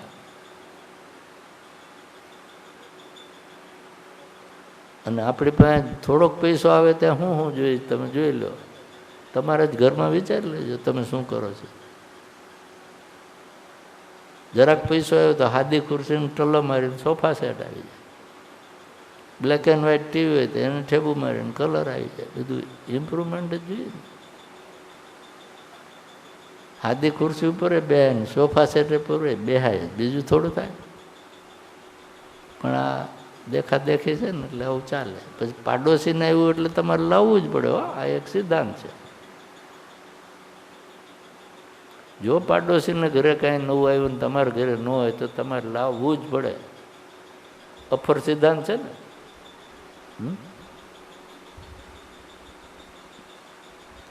એવી ચર્ચા ચર્ચી શું કરો છે? એમ કરો ને કે આ ફલાણા ભાઈ નરસિંહ મહેતા મોક્ષ પામી ગયા, મીરાબાઈ મોક્ષ પામી ગયા, તો આપણે એવું કંઈક કરીએ. એવો કોઈનો વિચાર આવતો નથી. એનું નામ વિકૃતિ.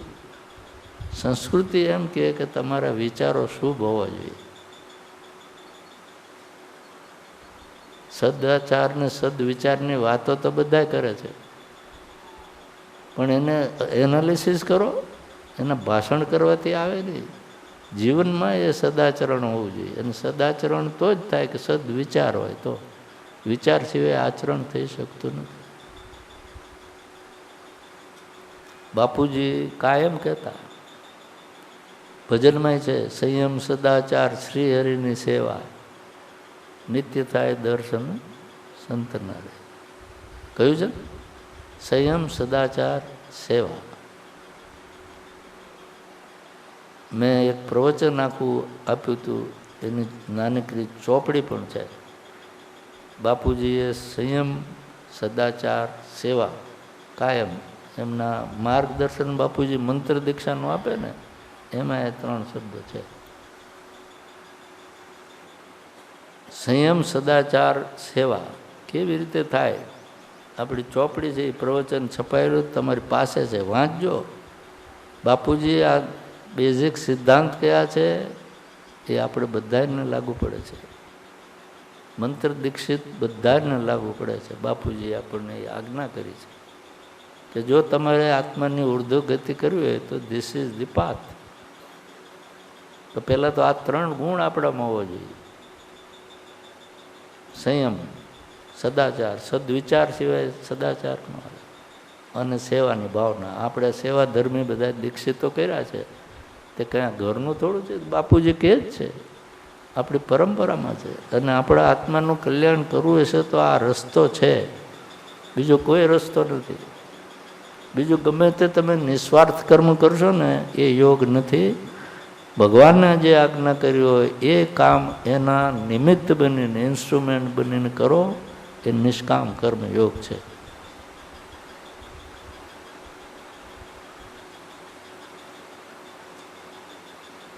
છે બધાને તક, આપણે બધાને તક છે. કોણ ઝડપે છે એ તમારા પર આધાર છે. વિચારજો, ઝડપજો, કરવા લાયક છે.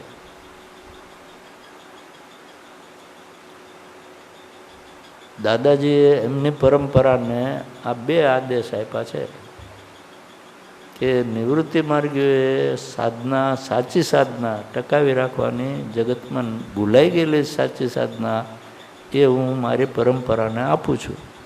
હવે જો એ સાધના ભવિષ્યમાં ક્યારે લુપ્ત થાય તો સમજવું કે અમે નિવૃત્તિ માર્ગીઓ કાચા.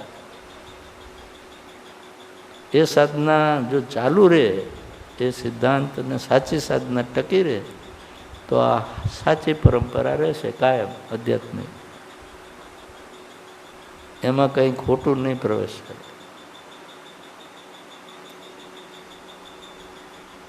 પણ લાંબા ગાળે બધી સાધનાઓ, બધી પરંપરાઓનું આ જ અંજામ આવ્યો છે કે ભૂલાઈ ગયું છે. હું નથી કહેતો, ભગવાન કૃષ્ણ કહ્યું છે ગીતામાં.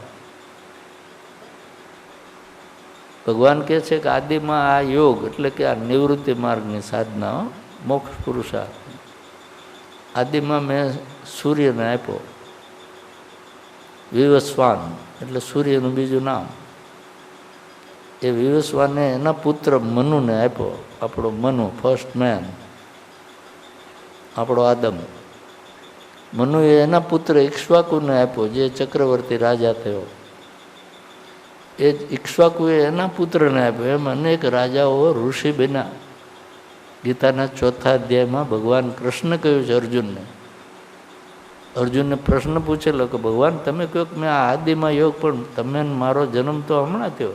બોલો ત્યાં સુધી હજી અર્જુનને એમ કે આમને બર્થ ડેટ આ છે મારા જેવી, આપણો હારે જ જન્મ થયો છે. એટલે ભગવાન એમ કે તમે આટલી ઉંમરના તમે આદિમાં સૂર્યને કેવી રીતે આપ્યો? અહીંથી જ ક્વેશ્ચન હતો. આ એનો ભાઈબંધ હતો. ભગવાન અરે આટલા વર રહેલો, એને ગીતા કીધી ને ભગવાન, ત્યાં સુધી એને કાંઈ ખબર નહોતી. મહાપુરુષને ઓળખવા બહુ અઘરા છે. ત્યારે ભગવાને કીધું કે અર્જુન, તારા ને મારા હજારો જન્મ થઈ ગયા, પણ તું એકેને જાણતો નથી. હું તો બધું જાણું છું. હું જ આ આદિ જગતનું મૂળ હું છું. તને શું ખબર પડે? તું મને અત્યારે તારી સામે ઉભેલો જોઈએ, ત્યારે અત્યારનો જ થોડો છું જન્મેલો. તમારે બધાને ફરી ફરીને શરીર ધારણ કરવા પડે છે. હું તો આ જગતનો સ્રષ્ટા, કરતા, પાલન, હર્તા બધું છું. જગત મારા સિવાય કાંઈ નથી, મારી બારે કાંઈ નથી, બધું જ મારી અંદર છે. આઈ એમ બિયોન્ડ ધી યુનિવર્સ. હું એનો જગતથી મોટો છું. પછી અર્જુનને શંકા થઈ કે આ ભાઈબંધ તો સાચો, અત્યાર સુધી બધું માંડ્યું, પણ આ તો ટાઢાપોરનો ગપ જ લાગે. આખું બ્રહ્માંડ કોઈ માણસ 5 ફૂટીઓ તમારી સામે ઊભો હોય અને કહે કે આ બ્રહ્માંડ આખું મારામાં સમાયેલું છે.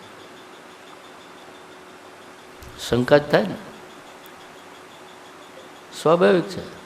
હું તમને કહું જ છું, જેટલી વાર તમે મને બહાર કાઢો છો અને સ્ટેજ પર બેહાડો છો, એટલી વાર કહું છું કે હું દિવ્ય શરીર પ્રાપ્ત કરીશ. તમને શંકા છે તોય તાલીઓ પાડો છો. કે અર્જુને આમ જ તાલી પાડતો હતો ભગવાનની. ગીતા બતાવીને ત્યાં સુધી આમ જ ખોટી તાલીઓ પાડતો હતો. તમે પાડો એવી કે ભાઈબંધ છે ને ક્યાં આવે અને ખોટું લગાડવું, એટલે તાલી પાડી દેતો હતો. પણ ભગવાને જ્યારે કીધું ને કે આ સૃષ્ટિનો સર્જનહાર હું છું, સૃષ્ટિ બધી મારી અંદર છે, મારાથી બહાર કંઈ છે જ નહીં, મારા સિવાય કંઈ નથી. અને આને તું સર્જન કરું છું ને પાછું એનું વિસર્જન કરું ધારે તારે. એટલે અર્જુનને એમ થઈ ગયું કે ઓહો, આપણે હારે રમીએ છીએ, ખાઈએ છીએ, પીએ છીએ, બેસીએ છીએ, વાતો કરીએ છીએ, ભાઈબંધને જેમ એકાબીજાને તાલીઓ આપીએ છીએ, એકાબીજાને ગળે હાથ નાખીને વાત કરીએ છીએ. અને આ સર્જનહાર, તમારું શરીર તમને જોઈને એમ થાય ને કે આ દિવ્ય શરીર બનાવી શકાય? ન થાય. મુનિજી ભલે ને કે અહીંયા મારી હાજરીમાં તમને નથી બોલતા, પણ પાછળ એકલા જઈને 2-3 જણા ભેગા થાય ને થશે નહીં થાય? તને કેમ લાગે? તો પેલો કે થાય નહીં, પણ મુનિજી કહે એટલે આપણે બોલાય કાંઈ? સારા માણસો નથી બોલતા. પણ એ શંકા છે. અને સંશય આત્મા વિનશ્યતિ. ગીતામાં ભગવાને કહ્યું કે અર્જુન, તું સંશય કરીશ ને તો તારા આત્માનું પતન થશે. હું જે તમને કહું છું એમાં સંશય કરશો ને તો તમારા આત્માનું પતન થવાનું છે. આ સમજી લેજો. હું સત્ય કહું છું તમને. તો અર્જુનને ભગવાને કીધું, ભાઈ મારો જન્મ તું માને એમ તારી જન્મ તારીખ છે એવી મારી નથી. હું તો ધારું ત્યારે અવતાર લઈ શકું છું, અને હું અજ્ઞાની તરીકે જન્મતો જ નથી. હું તો જ્ઞાની જ હોઉં છું. મને કોઈ બંધન નથી હોતું. હું કરું તે કર્મ નથી, એ લીલા છે. આપણે બધા કર્મ કરીએ એ કર્મ છે. ભગવાન કરે એને લીલા કહેવાય. લીલાનું કોઈ બંધન ન હોય, એને કોઈ નિયમ લાગુ ન પડે.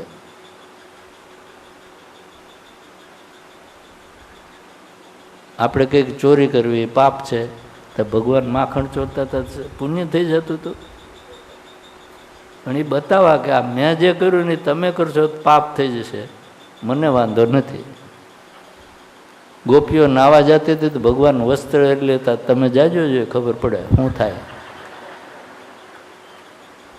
સમરથકોરના દોષ ગુસાઈ મહાપુરુષો કરી જાય, લીલા કહેવાય. આપણા તેવી લીલા કરાય ને એ પાપ થઈ જાય. પણ એ બતાવ્યું કે હું જે કાંઈ કરું છું એ પાપ છે જ નહીં. આઈ એમ બિયોન્ડ એવરીથિંગ. એમણે કહ્યું કે આ બધા રાજાઓ ઋષિ બન્યા, અનેક રાજર્ષિઓએ હજારો વર્ષ સુધી સાધનાઓ ટકાવી, પણ કાળે ક્રમે એ વિદ્યા ભૂલાઈ ગઈ, એમ ભગવાને ગીતામાં લખ્યું છે. એટલે ભૂલવું એ આપણું લક્ષણ છે. અને કાળે ક્રમે ભૂલાઈ ગઈ એટલે કે મેન્ટલી ભૂલાઈ નથી જતી. સાધના જ જો અટકી ગઈ, કોઈ સાચો સાધક ન થયો પછી લબાડી જ રહેવા, ખોટું જ બોલવાનું રહે. કારણ કે અનુભવ વિનાનો માણસ કહે એ તો ખોટી વાત છે. હું અનુભવી વિનાની વાત કોઈ કરું ને બણગું મારું તો એ ખોટી વાત છે. મારી શ્રદ્ધા 71થી 72થી એટલી પાકી હતી અને ઉત્તરોત્તર વધારે પાકી થતી ગઈ છે.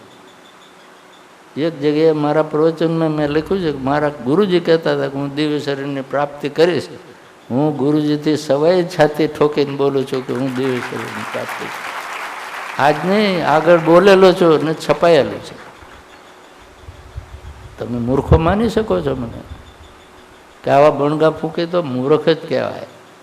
પણ હું બણગા ન ફૂંકું તો તમારા મગજમાં કાંઈ ઉતરે એવું નથી કે આ મુનિજી આટલું કહે છે કાંઈક તો સારું હશે. હો એમ 100 સાપ દેખાતા પછી કે એક તો હશે ને. એ વાર્તા સાંભળી છે કે નહીં? એક ભાઈ કે અરે મેને એક સાથ ને 100 સાપ દેખા. કોઈ કે કીધું કે એટલા બધા તો હશે ઠંડા પોરના ગ્રપ. નહીં ને ભાઈ દેખા ને તો કે ભાઈ 100 ન હોય તો કે 90 તો થાય, 90 તો હતા જ. પછી એમ કરતાં 80 આવી ગયો, 70, 60 એમ કરતાં કરતાં 10 આવી ગયો. પછી કે 8 હતા, 5 હતા, 4 હતા, પછી કે એક તો હતો. તો કે હવે તો ત્યાં તો 100માંથી એક આવી ગયો તો એકે નહીં જોયો. તો કે નહીં મેં અવાજ તો શું નથી ફૂંફાડો તો સાંભળ્યો જ તો ત્યાં આવી ગયો. બોલો જૂઠું હોય ને એમાં આવું થાય. આપણે તો ફૂંફાડાથી 100 સાપ સુધી પહોંચ્યા છે, અવળું છે. શાસ્ત્રોએ જે સાધનાનો ક્રમ, એની સ્થિતિ, એની ભૂમિકાઓ બતાવી છે એ પ્રમાણે જ મારો ક્રમ ચાલે છે. અને હજી ભગવાનને મારી ગાડીને રોકી નથી. There is no chain pulling. તો એ ગાડી ચાલે જ છે તો કોક દી તો સ્ટેશન આવશે ને. એનું નામ શ્રદ્ધા છે. શ્રદ્ધા એક ગુણ છે સાધકનો. તમે જે શ્રદ્ધા રાખો છો એ ગુણ છે, પણ સાધકે શ્રદ્ધા રાખવાની. એ શ્રદ્ધા શું છે? મોક્ષાર્થીનું લક્ષણ છે. મોક્ષાર્થીના 4 લક્ષણ કયા ને?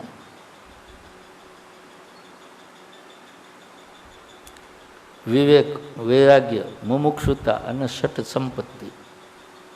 વિવેક એટલે સત્યનો વિવેક. સત્ય શું છે એ ગ્રહણ કરવું ને અસત્યને છોડી દેવું, એવી બુદ્ધિ એ ભગવાને મને આપી. એટલે મેં સાચી સાધના જ શોધી, ગાદી નહીં. અને આ ગાદી પર જેથી મને બેહાડતા હતા ને તેથી બધા સાક્ષી છે. રમણભાઈ ને શશીભાઈ ચાદર ઓઢાડવા આવ્યા ને તેથી મેં કહેલું કે ભાઈ ઉભર તમે મને આમાં કાંઈ દોડાવીને પ્રવૃત્તિ કરાવવામાં ઈચ્છતા છો ને તો આ ચાદર મારે ઓઢવી નથી. બાકી તમે એમ કહો સાધના જ કરજો, તમે એકાંતમાં રહીને દિવ્ય શરીરની પ્રાપ્તિ કરો તો ગોદડું ઓઢાડો તોય વાંધો નથી. આવી પાતળી સાલ શું? અને મેં 10 મિનિટ આપેલી કે આ બેઠેલા જ એમાંથી એક પણ એમ કે મુનિજી આને લાયક નથી, તો આપણે તો કંઈ એમાં રસ જ નથી, તો મારે ઓઢવી નથી. I gave full 10 minutes. તમે બધા સારા હતા, તમે નહોતા, પણ તમારા વડીલો હતા, તમે હશો ઘણા છે. એટલે મને એમ થયું કે બધાની સદભાવના તો લાગે. પછી ડરથી છાના રહી ગયા કે મને ખબર નથી, પણ બોલ્યું નહીં કોઈ. અને તેથી તમે બધા મને ચાદર ઓઢાને બેઠા, પણ ગાદીનો ગલગલિયો મને ક્યારેય થયું નથી, થાય નહીં. કારણ કે ગાદીથી ઘણી ઊંચી ભૂમિકાની અનુભૂતિ મને છે, એના ગલગલિયા છે. તો સાધના છે એ મુખ્ય ચીજ છે. સત્ય છે આપણા પરિવારમાં, આપણી પરંપરામાં. એટલા ભાગ્યશાળી છો. હું તો કહું છું કે તમે એવા ભાગ્યશાળી છો કે એવી પરંપરામાં જોડાય છે, કમસે કમ તમે કોઈ ખોટા માર્ગે તો નહીં દોરાવો. ખોટા માર્ગે આપણે ન દોરે એ એક જબરું મોટું ભાગ્ય છે. કારણ કે અહીંથી ખોટી વાત તમને ક્યારેય કહેવામાં નહીં આવે, તો જ સત્ય ટકે.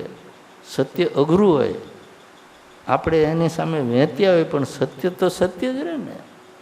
આપણે વેંત્યા છે ને સત્યને નાનું કરીને આપણે એનાથી મોટા થવા ઈચ્છીએ તો એ સત્ય અસત્ય બની જાય. એટલે સત્ય એ છે કે મોક્ષ તો જ થાય કે જે મરે નહીં, નહીં તો મરે એનો મોક્ષ નથી. એટલે જ શાસ્ત્ર કહે છે કે જરા, મરણ અને વ્યાધિ ત્રણેયનું ઉલ્લંઘન કરે તો મોક્ષ મળે. વૃદ્ધાવસ્થા ન હોય. જરા એટલે વૃદ્ધાવસ્થા.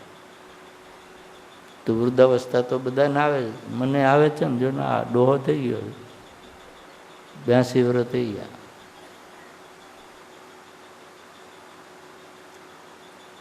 પણ મારે તો 18 વર્ષ થઈ જવું છે.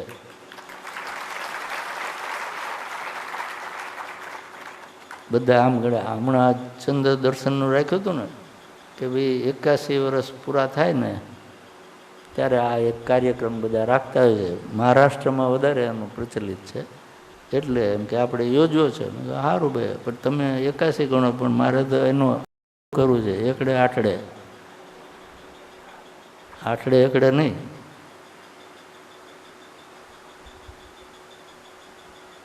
હવે તમે કયો થાય? થાય ને તો થઈ જશે.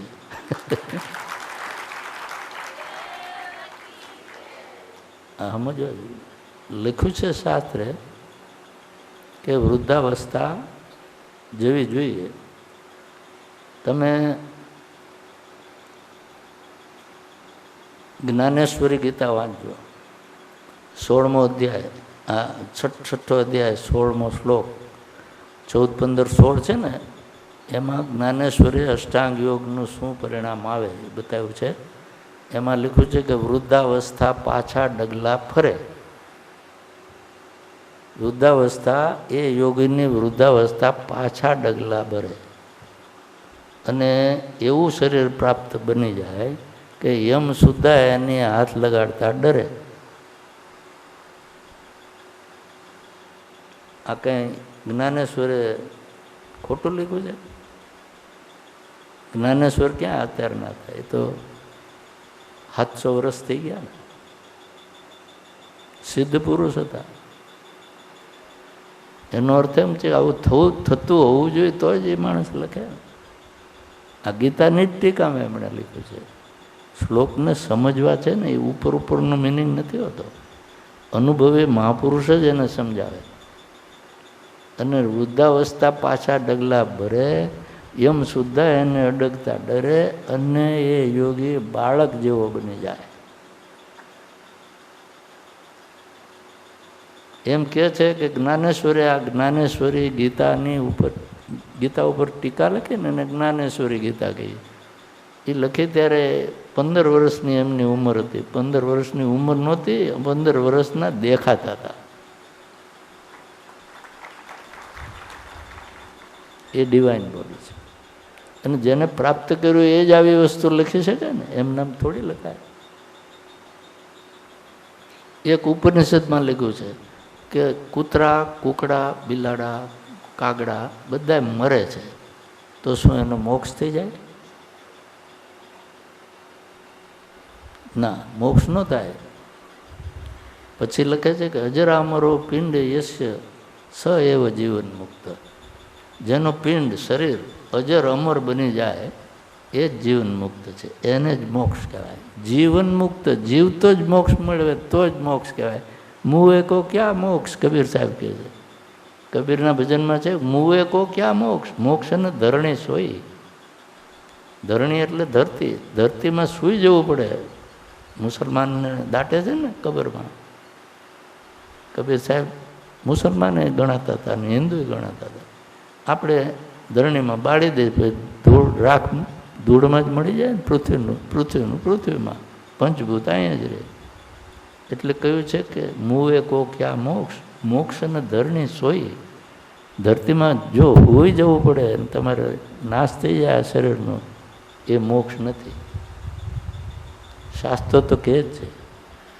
હવે મોક્ષને જો નાનો કરી દેવો હોય તો શાસ્ત્રને નાનું કરી દે, અને પછી હું કહું કે હું તો જીવન મુક્ત થયો, મારો મોક્ષ થઈ ગયો, તમારો જ બાકી રહ્યો, તો એનું એ માપવાનું તમારી પાસે ક્યાં થર્મોમીટર છે?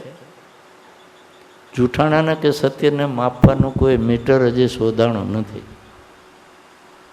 શ્રદ્ધાથી જ તમે જૂઠાણામાં માનો છો, શ્રદ્ધાથી જ તમે સત્યમાં માનો છો. જૂઠાણાને સત્ય માની લો તો એ અંધશ્રદ્ધા છે, સત્યને સત્ય માનો તો એ દેખતી શ્રદ્ધા છે. આપણા પરિવારવાળાને કોઈને અંધશ્રદ્ધા રાખવી પડે એમ નથી. અને જો કોઈ અંધશ્રદ્ધા રાખવાની એમ લાગતું હોય તો સૌથી તમારો લીડર અંધશ્રદ્ધાવાળો છે. મેં અંધશ્રદ્ધા નથી રાખી, સમજીને શ્રદ્ધા મૂકી છે બાપુજીમાં, દાદાજીમાં. બાપુજીમાં પહેલી શ્રદ્ધા મૂકી તો હું એમનો શિષ્ય બન્યો ને, અને મારી શ્રદ્ધા ખોટી નથી થઈ. બાપુજી પાસે સાચી ચાવી છે એ મને મળી.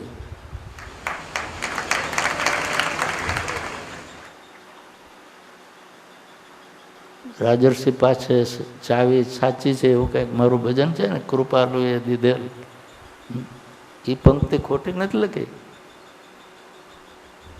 બાપુજી જગતના અવેલેબલ ગુરુમાંથી શ્રેષ્ઠ હતા, કારણ કે એમની પાસે જ સાચી ચાવી હતી. મને જરાય અફસોસ નથી, ગુરુ શોધવામાં મેં જરાય ભૂલ નથી કરી, તો તમે ક્યાંથી કરી હોય?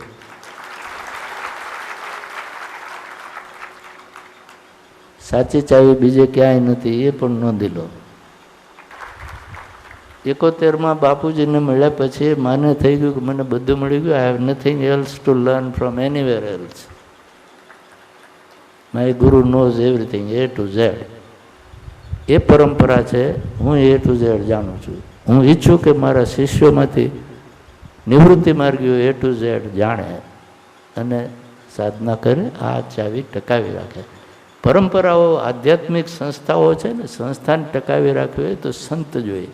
એ સિવાય સંસ્થાથી નામની સંસ્થા થઈ જાય. એ તો સામાજિક કાર્યકરોએ સંસ્થા સ્થાપે છે, ત્યાં ઉદ્ધાર ન થાય. મોક્ષની એ સંસ્થા ના રહે. આપણે જઈએ એટલે આગતા સ્વાગતા ભોજન મળે, મંદિર હોય ત્યાં દર્શન કરીએ, રહેવાની સગવડ મળે, ત્યાં શીખવા કાંઈ મળે.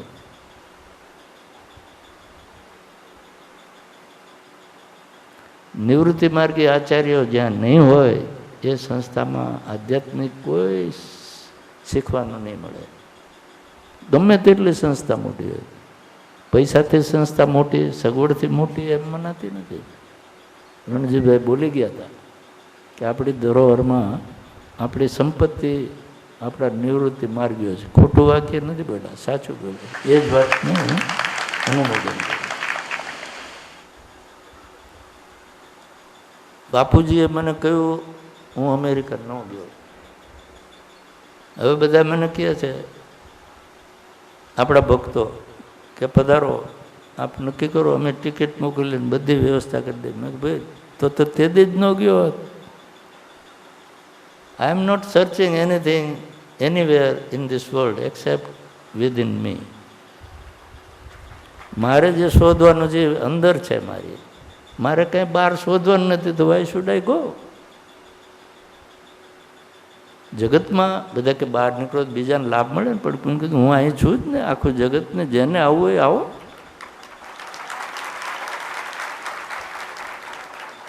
જો હું નથી નીકળ્યો, તમે ક્યાંય પ્રચાર કરવા નથી ગયા, પણ આવે જ છે ને.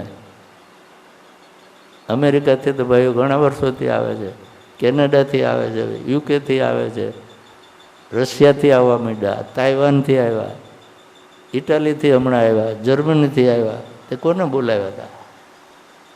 એ બધા રાતોરાત આશ્રમમાં ફૂટી નીકળે છે કે અમે મુનિજીને દર્શનને આવ્યા છે. ભાઈ મુનિજીએ કોઈને તારે જ નથી કર્યો ને આપણે ક્યાંય લીફલેટ મોકલ્યું નથી કે અમે આવા છીએ. લાઈફ મિશનની સંસ્થા એવી છે કે નબળામાં નબળો પ્રચાર આપણો છે. બધા કહે કે આપણું આ વેબસાઇટમાં ઠેકાણું નથી, આપણે ક્યાંય લીફલેટ બીજા બધી સંસ્થા, મેં કીધું બીજા બધામાં ખોટું છે એટલે પ્રચાર કરવો પડે. આપણું સાચું છે, ધીમે ધીમે થાય છે. અહીંથી વગર નીકળે જો દુનિયા આવે નહીં તો મને કહેજો તમે.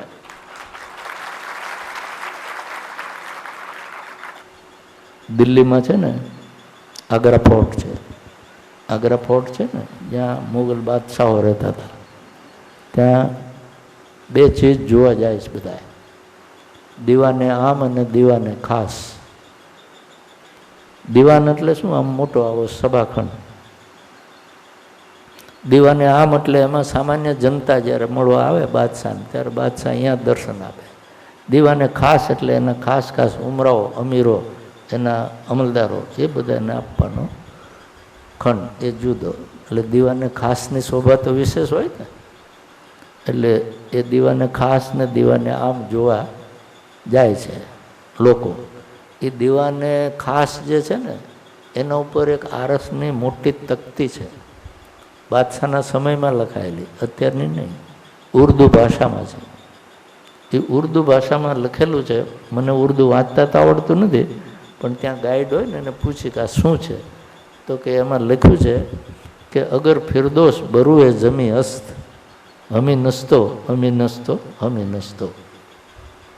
એટલે મેં કીધું આ તો બધું હવામાં ગોળીબાર થઈ ગયો, એકે શબ્દ આપણને સમજ પડે એવો નથી. એટલે અર્થ સમજાય. એટલે કે અગર ફિરદોસ બરુએ જમી અસ્ત, અગર એટલે જો કોઈ, આપણે ને અગર તો સમજી શકીએ છીએ.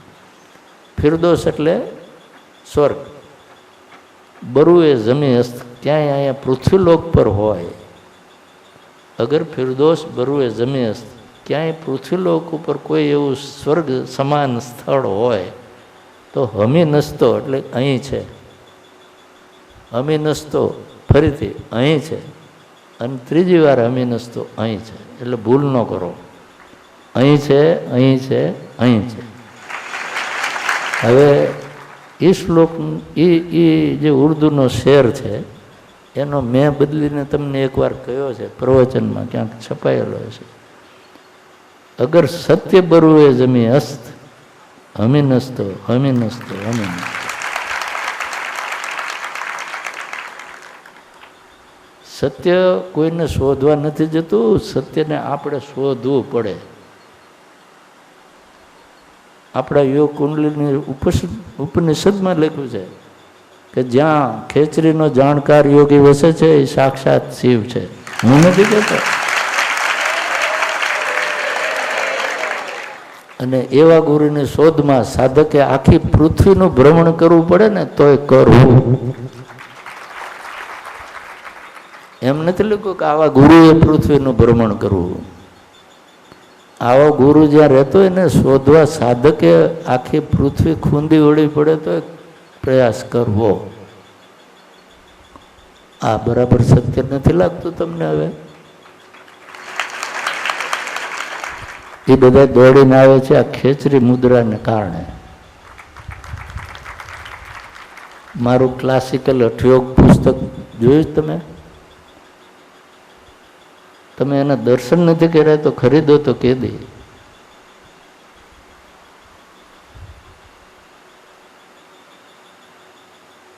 આવડું મોટું છે, આપણે છાપ્યું છે અહીંયા. પણ સત્યાનંદ મેં કીધું બધી નકલ તમે લઈ જાઓ. અહીંયા એનો કોઈ ગ્રાહક જ નથી. એ બુક ત્યાં ગઈ,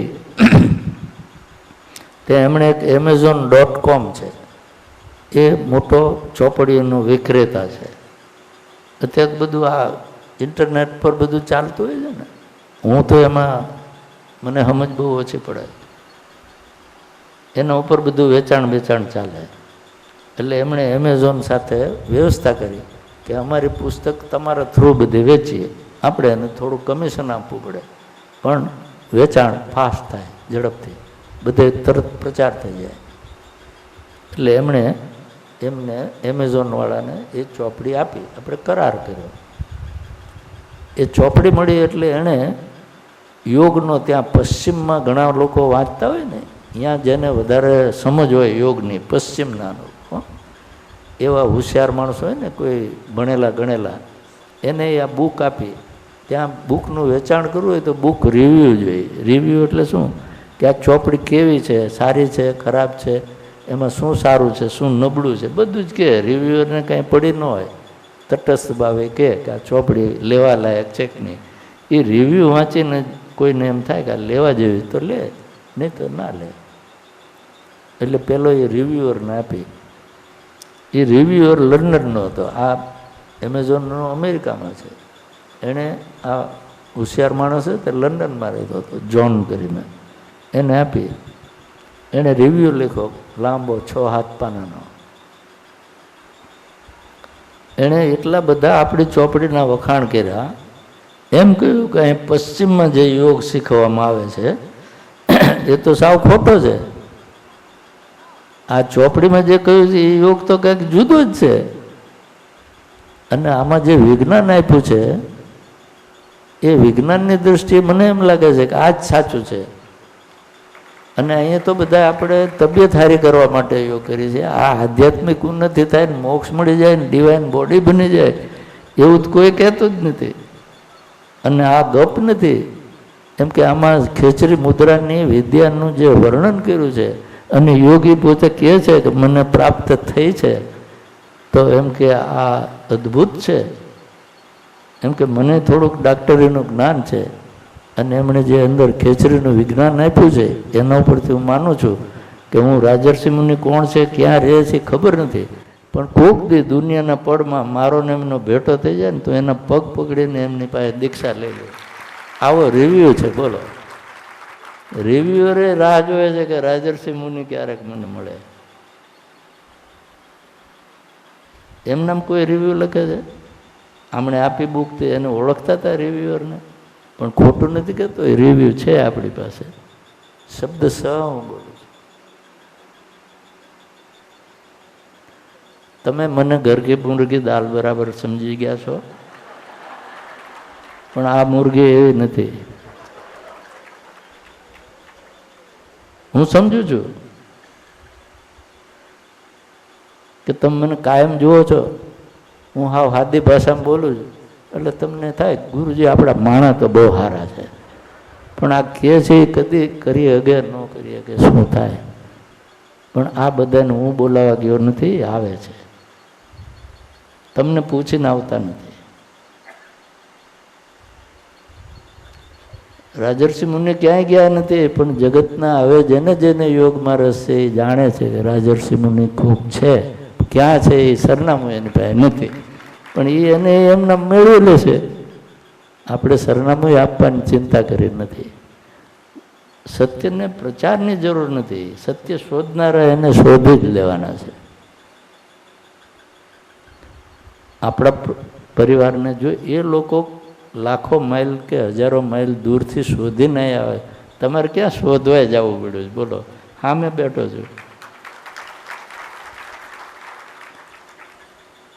અને તોય તમને કદર તો આ તાલી પાડવા જેટલી છે. અને તાલી પાડો ત્યારે તમને એમ છે કે હવે છોડે તો કંઈક ખાવા ભેગા થાય. આ મન આપણું એવું છે ને, એક યારે ઘણા વિચાર જ કરે. આ કોઈ દી એકાગ્ર થાય જ નહીં, અનેકાગ્ર જ રહે.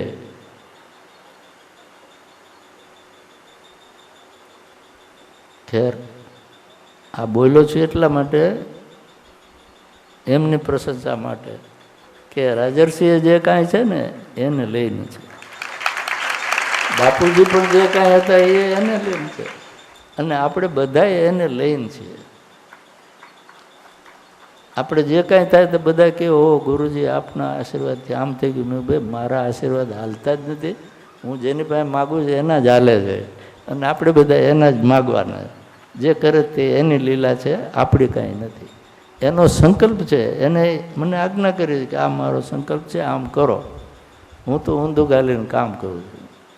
ફળ આવે તો એ એની મહેરબાની છે, ન આવે તો આપણી ખોટ છે, આપણે એટલું કામ કરી શકતા નથી.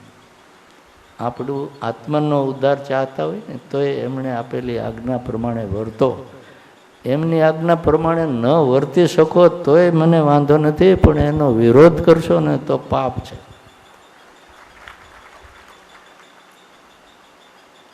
ભગવાનને કામ સોંપ્યું છે તમે કરો, ઉત્તમ છે. ન કરો તો એ ઉત્તમ છે, પણ વિરોધ કરો તો એ તો અધમ છે. then you will not be good book of Lord Lucullus. મારી પાસે તો ગુડ બુકે નથી ને બેડ બુકે નથી. હું મારી જાતને કંઈ માનતો જ નથી, એટલે હું રાજી થાવ તોય તમને ફાયદો નથી, હું નારાજ થાઉં તોય તમને ફાયદો નથી. પણ હું બધાને કહું છું, હું કોઈ પર રાજી નથી થઈ શકતો, નારાજ નથી થઈ શકતો. એનો અધિકાર જ મને નથી ને હું રાજી થઈને કરું છું, અને નારાજ થઈને હું તમારું શું બગાડી લઉં? હું કોઈનું સારું કરી શકતો નથી, કોઈનું ભલું બુરું નથી કરી શકતો. તટસ્થ છું. હું તો મારું ભલું કરવા માટે મથું છું, તમારે તમારું ભલું કરવા માટે મથવાનું. ઉદ્ધરે તો આત્માનો મહાત્મા. ગીતા કહે છે કે આત્મા જ પોતાનો ઉદ્ધાર કરી શકે છે. તો હું મારો ઉદ્ધાર કરી શકું એમ તમે તમારો કરી શકો, પણ એ ઉદ્ધાર કરવામાં ગુરુ એક ચાવી છે. એટલે જ ગુરુ પરંપરાઓની જરૂર છે. અને એ પરંપરાઓની જરૂર છે તો ગુરુ એવો હોવો જોઈએ કે જે ઉદ્ધારની ચાવી જાણતો હોય, સાચી. એ આપણી પરંપરા છે, જેમાં સાચી ચાવી છે. એટલે આપણે પરંપરામાં જોડાય, એમાં જલાય કોઈએ ભૂલ કરી નથી. એટલા તો આપણે લાભમાં છીએ ને ભાઈ. એ મેસેજ હું તમને આજની પર્વ નિમિત્તે આપવા માગું છું. અને ભગવાનની જો આપણે આજે પ્રાગટ્ય દિન નિમિત્તે એકઠા થયા છે તો એમણે જે આજ્ઞા આપી એ પ્રમાણે આપણે સૌ યથાશક્તિ વર્તીએ, હાથ પગ હલાવીએ, મહેનત કરીએ તો કૃપા એની છે, વર્ષ છે, બધા ઉપર વર્ષ છે. બાપુજીને કેમ મળ્યા? હિન્દુસ્તાનની વસ્તી કેટલી? અત્યારે તો અબજ ઉપર જતી રહી ને. કદાચ બાપુજીને દાદાજી મળે ત્યારે અબજ નહોતી, 40 કરોડ તો હતી જ. તો 40 કરોડમાંથી કૃપાલવાનંદજીને જ એમણે કેમ પસંદ કર્યા? અને કૃપાલવાનંદજી એ વખતે મુંબઈમાં નોકરી શોધવા ગયા હતા, એ એમને ખબર પડી છે તે મુંબઈ આવ્યા ને, બીજે ક્યાંય કેમ ન ગયા હિમાલયમાંથી? અને એમને જ કેમ પસંદ કર્યા? પ્રાર્થના ન હોય તો ન થાય. તો બાપુજીએ પૂર્વ જન્મના કોઈ મહાન આત્મા હશે તો જ એમનો નંબર લાગ્યો. હું મહાન તો છું નહીં, પણ મારો નંબર લાગી ગયો બાપુજી પાસે. મારો નંબર કેમ લાગ્યો એ તમને ખબર છે, ગુરુ પરંપરામાં આખી વાત સ્પષ્ટ કહી છે.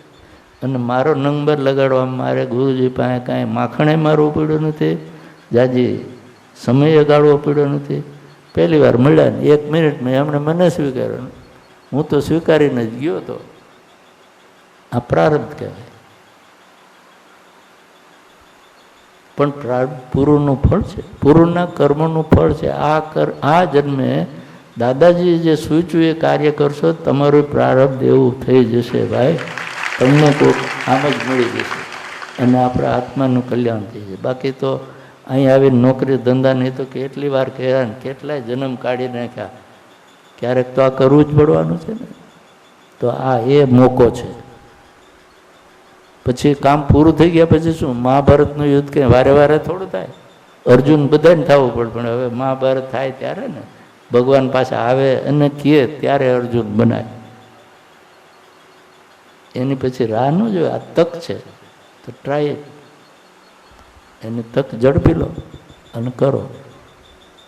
આજના પ્રસંગે આપણે સેન્ટેનરી ઉજવીએ છીએ એટલે આવા બીજા ઘણા પ્રસંગો બનશે. હું તો એકાંતવાસમાં હતો, પણ તેમ છતાં હવે આયોજકો મને મારો પીછો છોડતા નથી. હું સમજુ છું કે મારે કામ કરવું છે, દાદાજીએ કહ્યું છે એટલે કરવું જ પડવાનું. આ છેલ્લા મને લાગે 10-15 દીમાં કેટલા પ્રવચન 4-5 કરાવી નાખ્યા તમે? હે? હા, આવું છે. નથી બોલતો પાછું બોલવું પડે, અને બોલવું થાય તમને આળસ ચડી જાય એટલું બોલી નાખું, એટલે હવે વધારે નહીં બોલું. આજના દિવ્ય પ્રસંગે આપણે સૌએ દાદાજીને બાપુજીની પ્રાર્થના કરીએ કે એ બે મહાપુરુષો આપણા બધાય પર એવા આશીર્વાદ વરસાવે કે આપણે બધાયના આત્માનું કલ્યાણ થાય અને આપણે એમને ચીંધેલા રાહે ચાલી અને એમને પ્રસન્ન કરીએ. આપે સૌએ મને શાંતિપૂર્વક સાંભળો એ બદલ સર્વનો ખૂબ આભાર. સર્વને સસ્ને જય ભગવાન.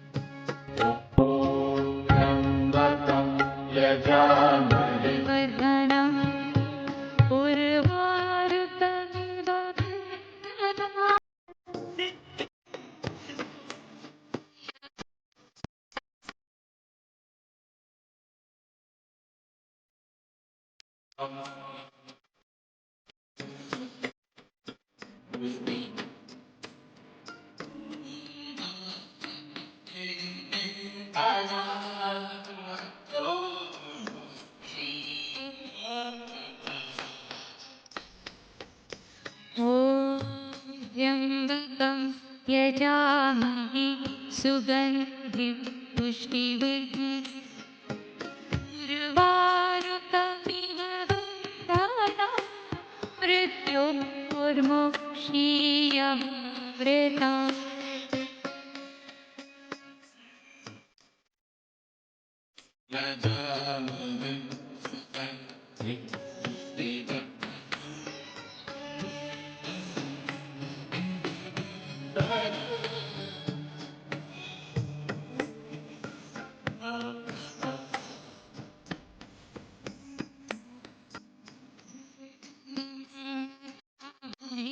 सुगन्धिं पुष्टिवर्धनम्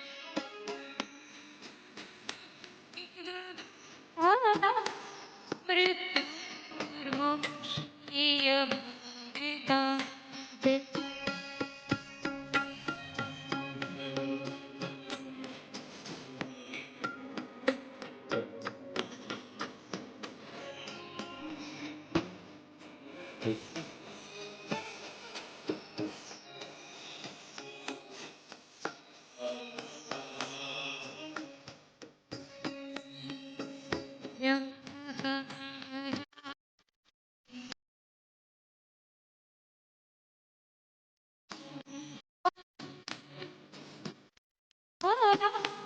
मृत्योर्मुक्षीयमामृतात्.